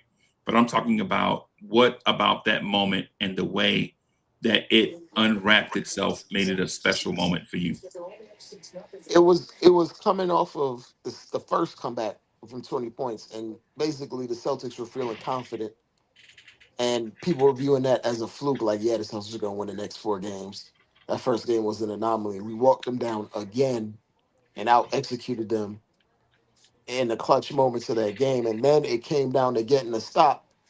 And I believe which one was it was the was game 1 where Mikal ripped it out of his hands, or was that That was game one was the rip, and game two was no, yeah game one. yeah Game two game 2 was the block. It was a It was block a and a rip. I block. can't. Yeah. Game Yeah. two was the block, right? Because Yeah. game 2 was the block on the yeah, pass they was trying to kick out. Mitch backed them right into them, right Right. into And OG Bridges. and Bridges. and if you recall in that game, Missoula smartly decided to not call timeout and let them run the ball up the court and get a Because they bucket. had just ran that same play. And they tried to run it again, and we Yeah, countered it almost on the fly, which is big Mitchie. extremely hard to do. Right. Right. He'll get the And credit he deserved for that. and some of that, the credit, some of it is on OG because OG was holding, he was holding Al Horford, so Right. Al Horford couldn't come out and set that screen that he wanted to, and he took away that passing option, and then Mitch jumped out and protected the paint, and Mikal came through on the backside and just took away the pass. Like that was the best. That was the best. That was the best. That was the well. I won't say it was the high watermark of the season because we actually beat that team, but like in Right. terms of energy and not most excited, Yeah, that it was that's that. a pretty big one. It was that. Man, you bringing that back, bro, makes me think that this question is gonna be like, I thought this was like an elite level question to force y'all to think, but what it makes me think now that I hear your answer is hell, the Knicks had a lot of moments like this. So we may get a lot of different answers for 2025, which makes me think about 2025 differently, right? Tori B, what is your moment? Like, what is the moment in 2025 that what is your most exciting moment in 2025? And what feeling came from What that and how it turned into a moment. see when I thought it was just this season, it was the cup game. And I'll explain why. Because I didn't care about that game until it was on. And I didn't care about that game until I watched how hard they were playing. And then when the confetti fell, and I felt like, holy crap, this what a championship feel like? Because I haven't had one of those. Right. It gave me that sense of emotion, and I was like, all right, Canyon of Heroes time. Like I felt like the warm-up. But since I know we can expand this, I think my favorite moment from 2025 is still game 6 against Detroit when Jalen crossed old boy over and he was in Oh, Jamaica you when he know was my hitting answer. when he was hitting Yo, when, nah, he- you gotta when flip your me man was up now, sliding to man. This ain't even Cancun. fair. This ain't What? even you put like 3 and nah, man. Pick what Yeah, You gotta take that. you know. He was hitting that shot. That got to be my favorite. That's still my favorite I moment. got like 3, And 2. it I don't has know how to more. break it down. And I would have. Why I think the Boston game 2 Boston felt better, right? Because it's the Boston Celtics and they would have run the champions and we was down 20. It felt better. But for aha moments and I'm that dude moments and all the memes that came after, that gotta be my favorite moment of 2025. When your man Right. was just sliding off into the sunset for after that crossover. Right. Oh my. See, I feel like I gotta go now. Jay, I was gonna try to go last. Let me go right here and then I'll kick it to you. There's I'm another gonna one get from that Like, so series that was pretty angry good too. because you Ooh. lost yours. If you get mine, I'm gonna be so mad. I'm gonna build. See, I'm gonna build mine up, right? Because here's the thing. Going into the reason why Game 6 was special to me was because of the way that the regular season ended. Right. So the regular season ended with us bringing in PJ Tucker. Y'all remember that? Yeah. We brought in PJ Tucker. And so we didn't know why they were bringing in PJ Tucker, blah, blah, blah, blah, blah, whatever. Mitchell Robinson comes back at the end of the season. Yeah. right? Did Mitch play in that game against Boston? That last game we played in the regular season. I can't remember. Okay, go I ahead. can't remember. But I don't think so though. Okay. But anyway. Right. Well, okay. So PJ Tucker comes in. Landry Shamet comes back at the end of the season, right? And Landry Shamet at the end of the season starts to look like a weapon, right? If y'all remember that last game against the Washington Wizards where he scored like some ungodly number. I think he scored like 27, 30, something. He was on fire, basically, in that game. Mm-hmm. Right? Mitchell Robinson is back. And because going into that first round, that last week of the regular season, we pretty much know, right? We pretty much know we're locked in against the Detroit Pistons, right? Pistons fans on social media are DMing me, calling me out, like calling my fan base soft, calling us spoiled, talking about how we have the referees in our pocket and how everybody loves the Knicks. They don't watch that game. And how this is I'm saying this is, bro.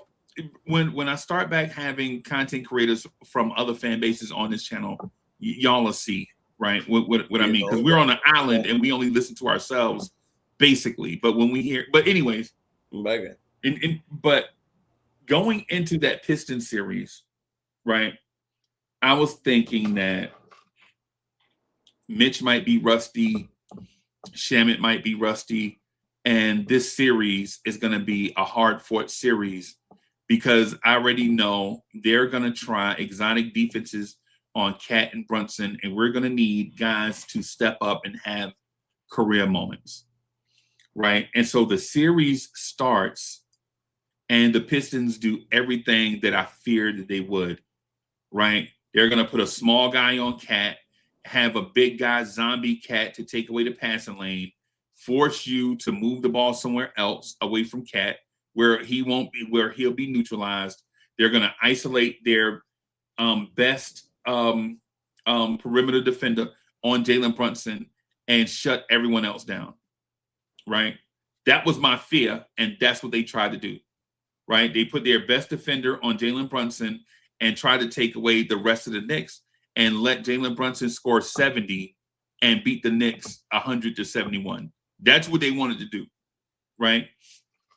So the series starts, they do these type of things, and you see guys disappear, and I'm like, they're not disappearing for lack of effort. They're disappearing because the other team's coach legitimately is game planning to take our best players away, right? And then when you understand that Mitch was on a minutes restriction, then you're like, oh my, we can't even like deploy our best weapons because one is on a minutes restriction and the other is being schemed out of relevance. And then I think the Pistons, I think they tie the series. Right? Game 3 in Detroit, I knew we weren't going to win, right? That's the only season all year I knew we weren't going to win that series because there's no way the NBA was going to allow us to go up 3 games nothing on the Pistons at their place, a historic championship level franchise. I knew we were not going to go up 3 games to nothing on them, right? So game 6 happens, and somehow we keep hitting them with the death punch, but they wouldn't die. Like we legitimately kept hitting them with the Street Fighter Dragon Punch, and they wouldn't lay down, right? They just wouldn't, right? The Pistons are a franchise that I respect. I respect the guys that cover the Pistons, King and all them guys over there that do the Deuce and all them guys that do the Pistons content, man, respect those guys. But when we needed a bucket, right? When we needed a bucket. Now, mind you, when you think about this, when we reflect back on it, and I know I'm long-winded, right? But when you reflect back on that playoff run from the Knicks, we legitimately played 3 historically great franchises in that run that ended abruptly. We played the Detroit Pistons, who's a championship level franchise. They know how to win championships. They won 2 in the 80s. They won 1 in the early 2000s. They made the Eastern Conference Finals 6 years in a row. They know how to win, right? We beat the Boston Celtics in the second round. They know how to win championships. They're a championship franchise. The Indiana Pacers, who are not a championship franchise, they know how to get to the finals. They know what it takes, right? And so looking back on that road, and this is in reflection, right? This is in reflection. When I look back at how huge that Jalen Brunson three-pointer was over the Detroit Pistons, it ascended the Knicks into a place that Knicks fans wanted to be, but never knew how to get there, right? Because the Knicks, for the most part, the Knicks franchise always have talent, even if it's only one person with a bunch of guys, right? The Knicks know how to get talent, even if it's just one great player and a bunch of dudes. The Knicks are always relevant, right? When Jalen Brunson hit that shot over the Thompson twin in the manner that he did on national TV with the entire universe looking. Now, mind you, get their ass out of here. Because the thing is, my fear was in that moment, if Jalen Brunson misses this shot, the Knicks have to play the Detroit Pistons, or the repercussions may have been the Knicks have to play the Detroit Pistons in a Game 7. That was nothing. That was my fear, right? Like, do we want to play the Knicks in a game, the Pistons in a Game 7? Because if you remember before that, the last Game 7 the Knicks played at the Garden, they lost. Isaiah Hartenstein got you 0 points, and the Knicks lost the Game 7 to Indiana. Yeah.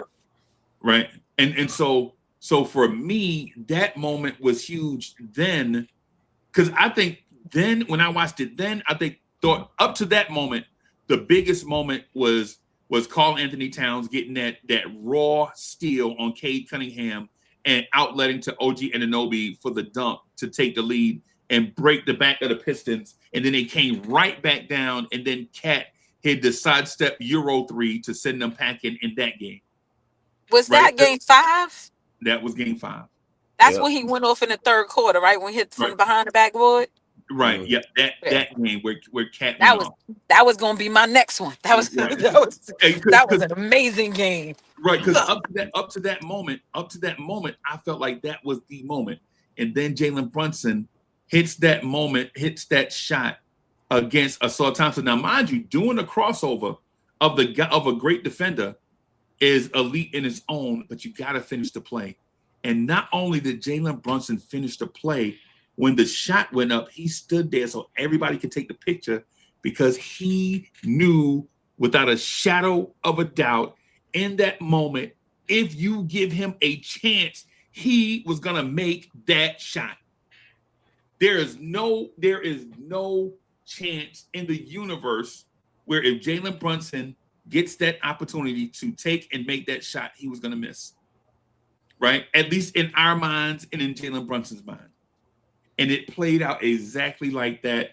And a bunch of us spilled drinks and celebrated, heart racing, all these different type of things. Because not only did we have a double down faith in Jalen Brunson after that moment, it was on that moment sealed destiny. Our destiny was to play and beat the Boston Celtics in the second round. So it's not only winning a playoff game, Jalen Brunson becoming a cultural icon and hero, but also getting us to the next stage, and that is to knock off the Boston Celtics. So for me, and I know I said it in a very long-winded and detailed way, but I wanted y'all to understand why the cup thing was important, beating the Celtics was important, but that moment, Jalen Brunson lifted the Knicks from this place and exalted us, because now in close games, every time Jalen Brunson touch it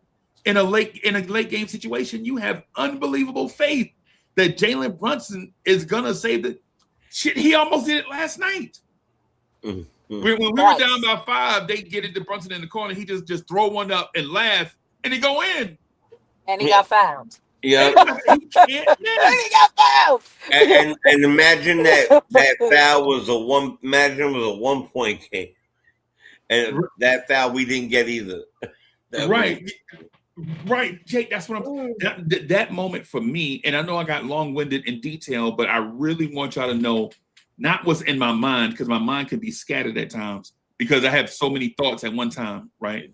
But I wanted to let y'all know what was in my heart, like how I felt about the 2025 Knicks, the calendar year, the year that just passed, like how we feel about that, right? Because there were disappointments, but then there were moments during this year that you're like, oh my God, this thing might be real. My bad, Jay. I took too long. Go ahead, bro. Go ahead, bro, with yours. I forgot. You get caught up in everybody else's, right? I'm only playing around. Look, I think those are all great. I think really when you ask this question, there's no wrong answer. Right. There's no wrong answer, because this is what it made you feel. This is what it did to our team.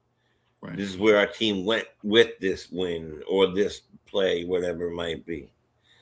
So for me, I'm not going to go as far back because you guys took care of last year's 2025. I'll finish with this year's. And to me, the Christmas comeback to me was incredibly special. The win itself, being with the people that I was with while it was happening. I mean, I don't know if you realize how, like, how far down we were with how little time. Brunson taking over. Clarkson having a crazy game. Right. I had somebody over the house that knows basketball but doesn't, likes basketball but doesn't know basketball, right? So on that day, I got a chance to like almost be a coach for a minute, like, oh, this, that, and the third, and then again, I'm with my son.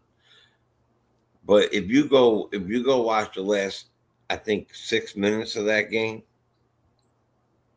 there was no way in hell that Jalen, even Clarkson,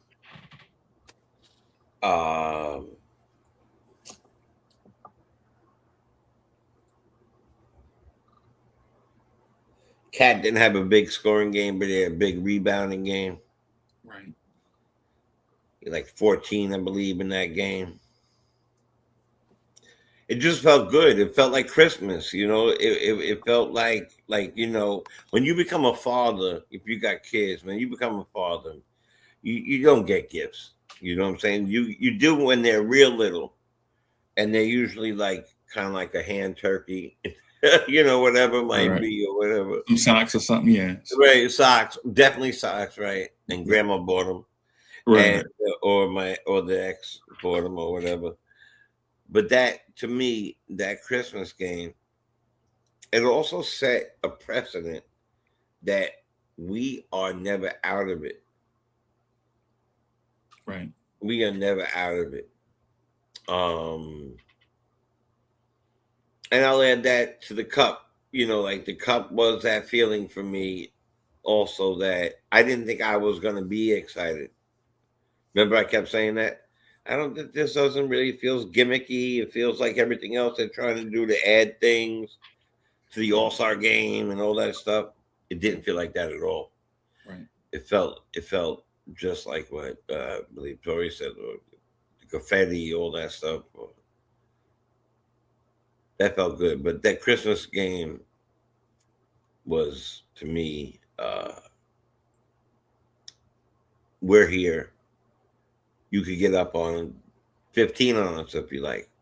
Right. We're not going away. Right. So, I mean, I'm sure I have a bunch of others, you know, because I have, just like you guys, I have a lot of last year's. But since you guys covered last year's, I wanted to cover the end of this year's. It's still the same year. Right. 2025. Right. Exactly. Yeah. Exactly. So, you know, that's why I felt like you guys did a great job of covering that part. For me, I wanted to end it, you know, with this part of the year. And for me, you know, because I think truly we have, I'm trying to think about last year and the coach and the bench and everything else that was involved compared to what we have going on right now. And that comeback on Christmas was a gift. And it'll be part of the reason why we will be in that parade. And, you know, and I'll remember that. I'll remember who I was with, and I'll remember who I talked to afterwards. Like you, and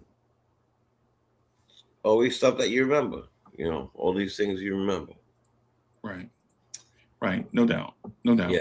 Yeah. Paris Duggar, thank you for the generous contribution. Paris Duggar says, I actually thought that loss was a great self-learning experience for the players to recognize individually what needs the proper attention on defense. Okay. Appreciate that. So Jay, basically where I am with it when I listen to you, bro, is this is where after listening, because selfishly I had my own moment and I needed to dispense that information in a way that the chat understands that this is just not me over processing information. It's just how I felt like in my heart, right? In my heart, I felt like the Jalen Brunson 3 against Detroit was like the biggest, most emotional moment for me, right? But in totality, what I believe is that the Knicks had a lot of outstanding moments in 2025. So the fact that we had to narrow it down amongst like 15 or 20 great moments or more, right? Like we forget about the Cat game against Atlanta where he had like 40 and 25 rebounds and hit like 8 threes where he looked like a 2K player. That was crazy. Yeah, that was crazy to watch. Where a dude looks like he absolutely can't miss. When he crashed out on Cat to get him off the 3-point line, he was dunking on. I thought he dunked on Dominique Wilkins one time, bro. Don't do that. Don't say that. Don't do that. Ever wear why not? Hawks uniform? That's how on fire Cat was. Like legitimately, the game in Atlanta, we kind of forget about that because there were so many moments in 2025 that were great moments that whatever the letdowns were, those moments were outnumbered at least 20-1. Right? Whatever the letdown moments were, those moments were so outnumbered by great moments in 2025 by the Knicks. I'm not for sure if 2026 can top what we saw as a fan base from the Knicks in 2025. Now, if they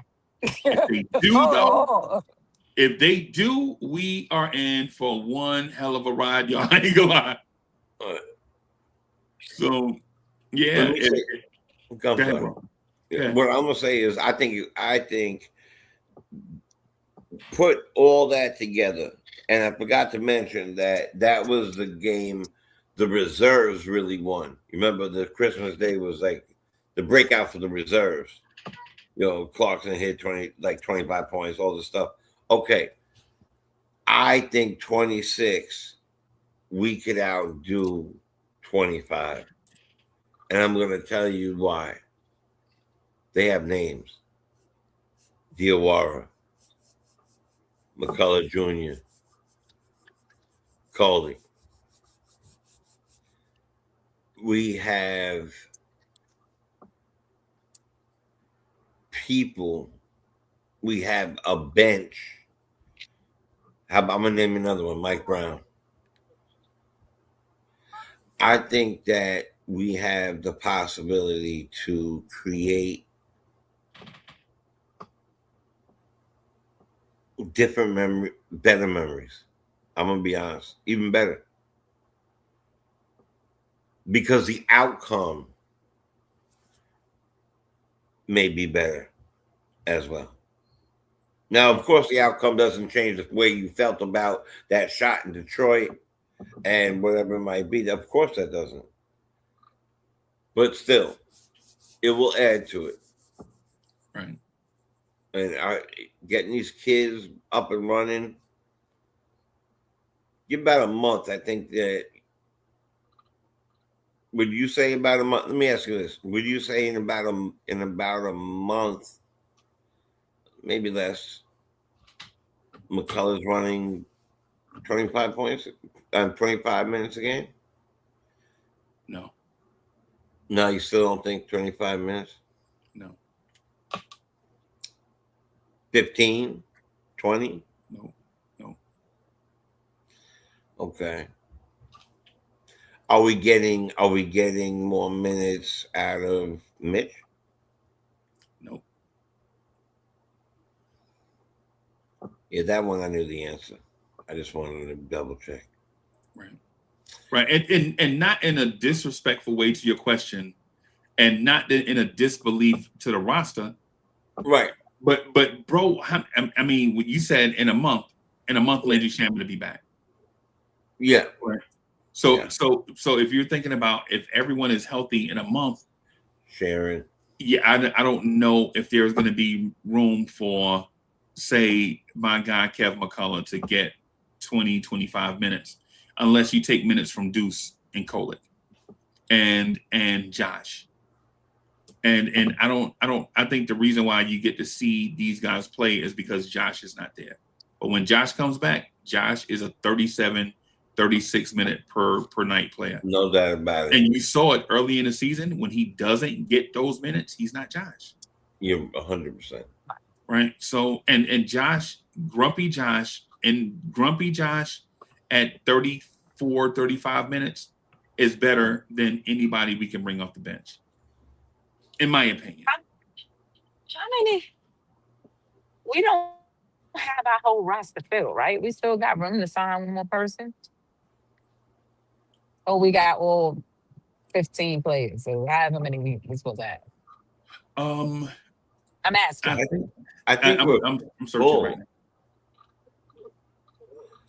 I'm gonna do. I hope not. Now that you said it, I hope not. I don't think we are, but I'm gonna put them on the screen and we can just count them together. Right. So it's all right. So we have them on the screen now. So we have. All right, while you 1, 2, 3, 4, 5. Dadier makes 5. 6, 7, 8, 9, 10. Jameson makes 10. 11, 12, 13, 14, 15, 16, 17. So we have 17 on the roster, right? 17 active Knicks players, right? Now, here's the thing. Kev McCullough, Trey Jemison, and Kev McCullough, Trey Jemison, and Tosan are two-way players. So 17 minus the 3 two-way players is 14. 14. Right. Yeah. So and we get 50. If at the end of this, if we make 0 moves, no more trades, no nothing happens, at the end of go through the playoffs with us. The two-way guys can't. No, can't. I'm saying, I know that the two-way players can't. What I'm asking is the roster is 15, not 14, right? Yep. So we can sign one of those two-way players at the end of the season and take one of them into the playoffs with us, correct? McCullough Jr. Just saying it. The three, yeah, probably him. Okay. Oh, who's the other two? It's him, Toson, and who? Jemison. Yeah, it'd be McCullough. It's toes on and toes off, I think. I think it absolutely comes down to the health of Mitchell Robinson and the development of Ariel Hukporti. That's a great point. Because if Cat is about 80% at the end of the season, and if Mitch is not long-term healthy, and Hukporti hasn't shown that he has developed, I think they may look at either bringing in another big or giving that roster spot to Trey Jemison. I think at the current moment, I think they would probably value a veteran big over Jemison at the moment, right? Right. But the thing about that is Jemison and Hukporti have from now until March 1st, I think, to prove that they deserve that roster spot, right? Because if Hukporti is that guy indeed, if he's the third big, right? And let me also include Yabusele. If Yabusele, Jemison, and Hukporti prove that they can hold down that third big man spot, then I believe that Kev McCullough will get that spot by default, right? Yeah. But if they don't prove that they can be valued, dependent upon rotation players in certain moments, in certain roles, I think they'll give that 15. I think they'll probably bring back Alex Len type of big, somebody who's break glass in case of emergency. But I don't think they'll do that until they're pressed up again. The one thing about the Knicks, the Knicks just do stuff at their own pace. You're not going to force the Knicks to do anything, right? Leon Rose legitimately is going to do things at his pace, whether we like it or not, right? And so, it's the reason why trades and all that stuff don't always zoom in, at the pace we want, because Leon Rose is meticulous, is the word I'm looking for. Like, he's meticulous. He's not going to give in to knee-jerk stuff. So to your point, Tori, yeah, I think the Knicks are going to look at that roster spot as a valued asset. Because I think that's what they're going to do. They're going to hold it open for as long as they can until they get the perfect fit for that roster spot. But here's the thing. They don't know what the perfect fit is for that roster spot yet, because they don't know exactly who they are as a team yet. They don't know what we haven't played whole yet. Yeah. The injury bug hit us early and often. Right. And every year. And some people have impressed out of nowhere. Like, nobody saw this from Mo Diawara. No. Right. You didn't see the emergence of Tyler. You did. You sure didn't see the emergence of Mo D. So yeah. I mean, let's see what happens. But he showed us he could play everybody. He played the last game. He played everybody. No, that was against who? Who we played before San Antonio? I can't remember now. Cleveland. I mean, New Orleans. Right. He played everybody 13 minutes apiece. They all played. It wasn't exactly, you know what I mean, but they played. Everybody got he flexed the roster enough for everybody to get some time. Significant time too. Right. Yeah, so one of the things that I was going to point out, Matt, Yabusele hasn't been looking like a dog lately. Like, it hadn't been. I told you, Yabu just need consistent minutes. Nobody be listening to me. I told y'all, just let him play. Right. So he hadn't been looking terrible. Now, has he been looking great? There are some rebounds he gets beat to. Like, there are some, and I'm not saying the effort is not there. I'm saying there are some rebounds he gets beat to, and so it's like one of those things we feel like I feel like he just have to work on a couple of things and he'll get there.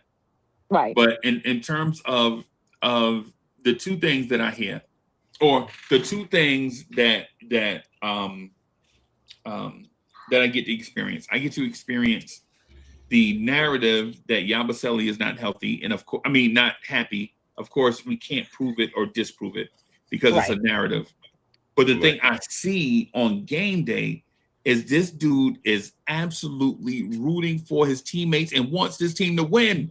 Jumping up and down, clapping, going nuts.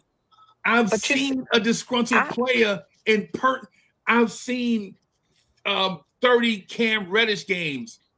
I've seen Cam Reddish in real life not go to the huddle. I've seen Cam Reddish sit on the bench and pout while the team was in timeouts trying to get their energy up. I've seen a disgruntled player before. Yep, 12 feet away from the huddle. I know this is so off topic because we are not talking about this. This is exactly why I don't want them to do nothing with this team. Just leave them alone. Do you not see how happy these guys are? You know how hard that is to find? And I get it. I know that don't win championships, but these guys are literally, they like each other. They genuinely want to win. They genuinely want to win together as a group. Like, you don't see that often. They egos are definitely pushed to the side because I know I'm not strong enough to be sitting around cheering everybody on when I'm not getting playing time, when I'm constantly getting destroyed in the media. But this guy shows up. He sit on that sidelines. If he don't get no playing time, he in every huddle. He clapping for his people. I've never seen nobody that happy to not play.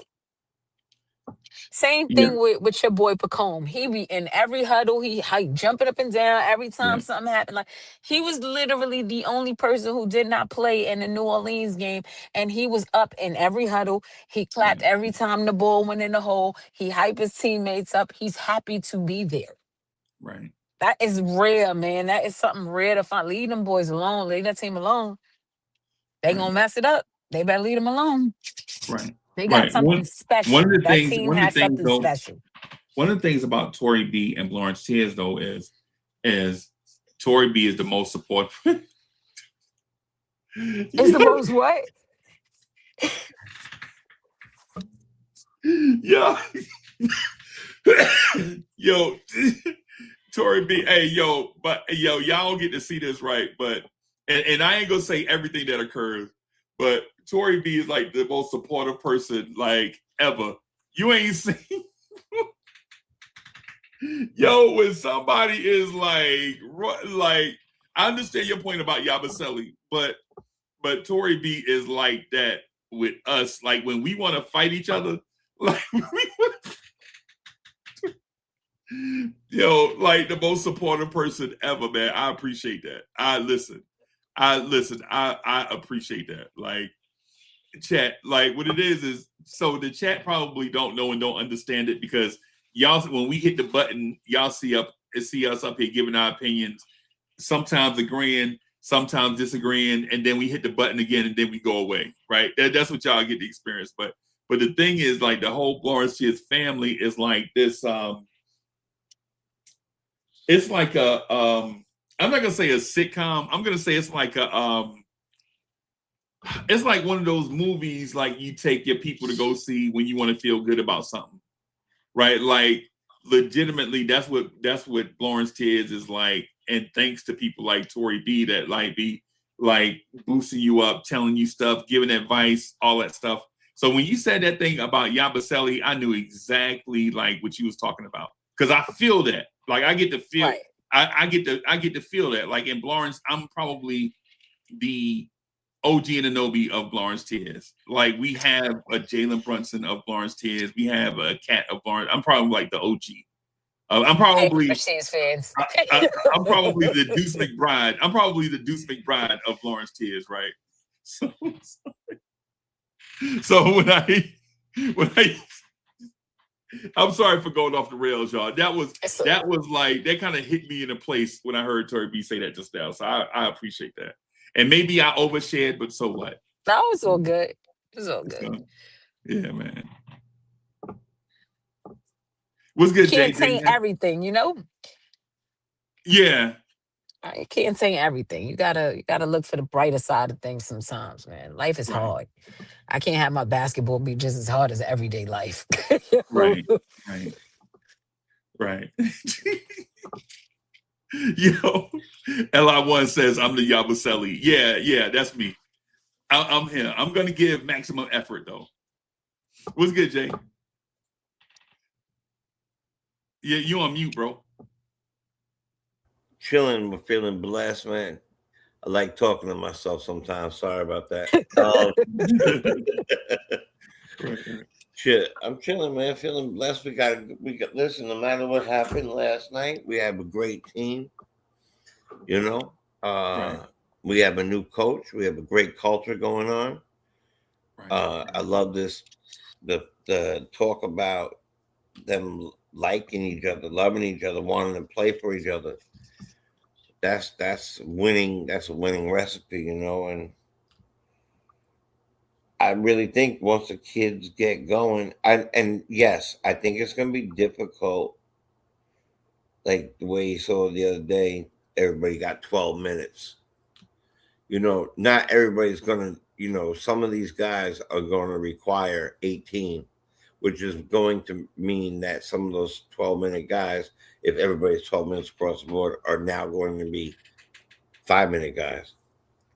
Or it depends, guys. And Situational, right? yeah, situational.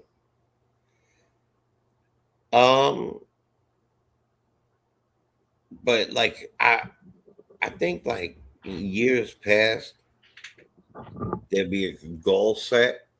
Let's say the championship, right? And there was one or two things that you would see,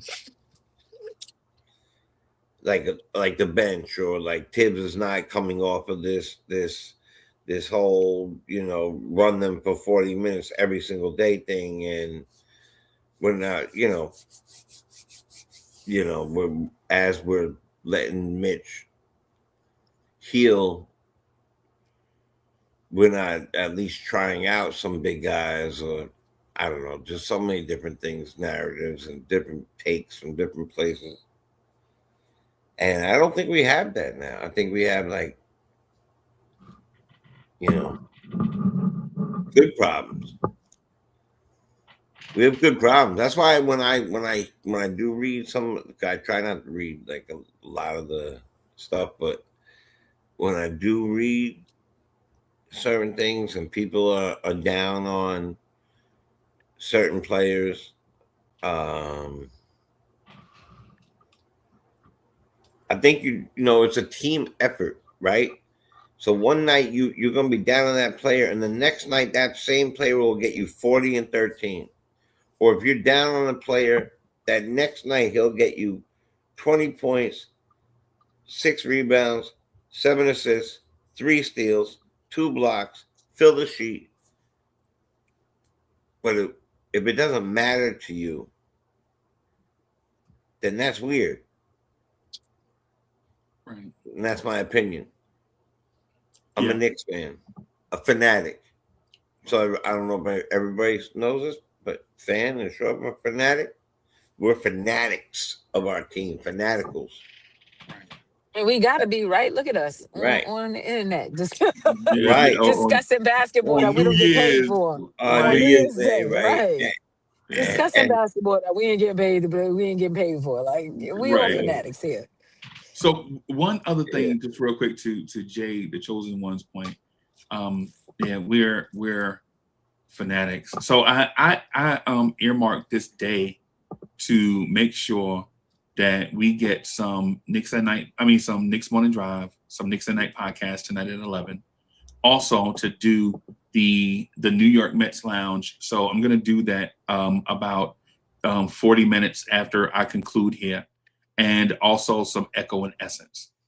I'm gonna try to do the Echo and Essence because Jada Chosen One and Latoria B, though I respect their music taste, I just gotta set the record straight on some stuff. So no, about Nas, hip hop and R&B, some things I gotta So I respect their music taste, but also want to say this to everybody in the chat and everybody that's gonna watch.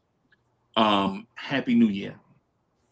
I hope 2025 ended better than you anticipated your dreams for 2025 would be. But with that, I hope there is double the abundance of your dream of 2025.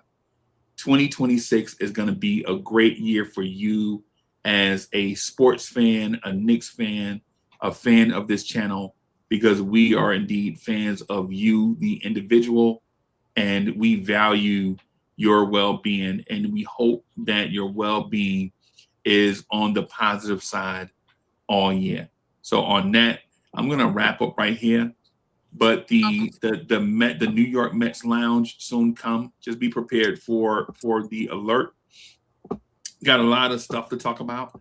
I'm definitely going to talk about our veteran guys and how the veteran guys are going to have to carry the Mets in a very uncertain year. And some say thank you to the Godfather, DJ Cash, to IKBM Dre, for Tori B, for everybody else in the family. I think I saw a lot Wise, definitely for Jay the Chosen One.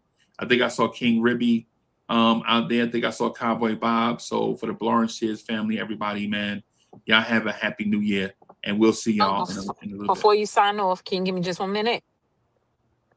I can give you 4 minutes. I know I said it at the top of the hour, and we probably got some people that came in after. If you guys can, if you get a chance, just go over and flood Dope Soul Sports with some love and some prayer, because if you view the channel, Jeff lost his mom today, and I'm sure he'd appreciate the love. So if you guys scoot over there and just. If you guys could scoot over there and just, drop some comments on their threads just to show some love. Yeah. Just Happy New Year, everybody. Yeah. Hold your loved ones close, Always. They are much more important things than Knicks basketball. And Tom Thibodeau rotations. Absolutely. Right. That's right. Absolutely. And we got all the pink slips for Tom Thibodeau. I got them in my bag right now. I walk around with them. Right. Don't give people their flowers while they're here so they can water them themselves. Right. Oh, man. Yeah, Jay the Chosen One. Right. Another gem. I'm big on that. That's my message to the world. Always give people the flowers while they're here so they can water them themselves, and we don't have to do it for them. And with that, I'm going to bounce and be with my children for a little while. All right, y'all. Peace, everybody. Peace. Peace. Peace.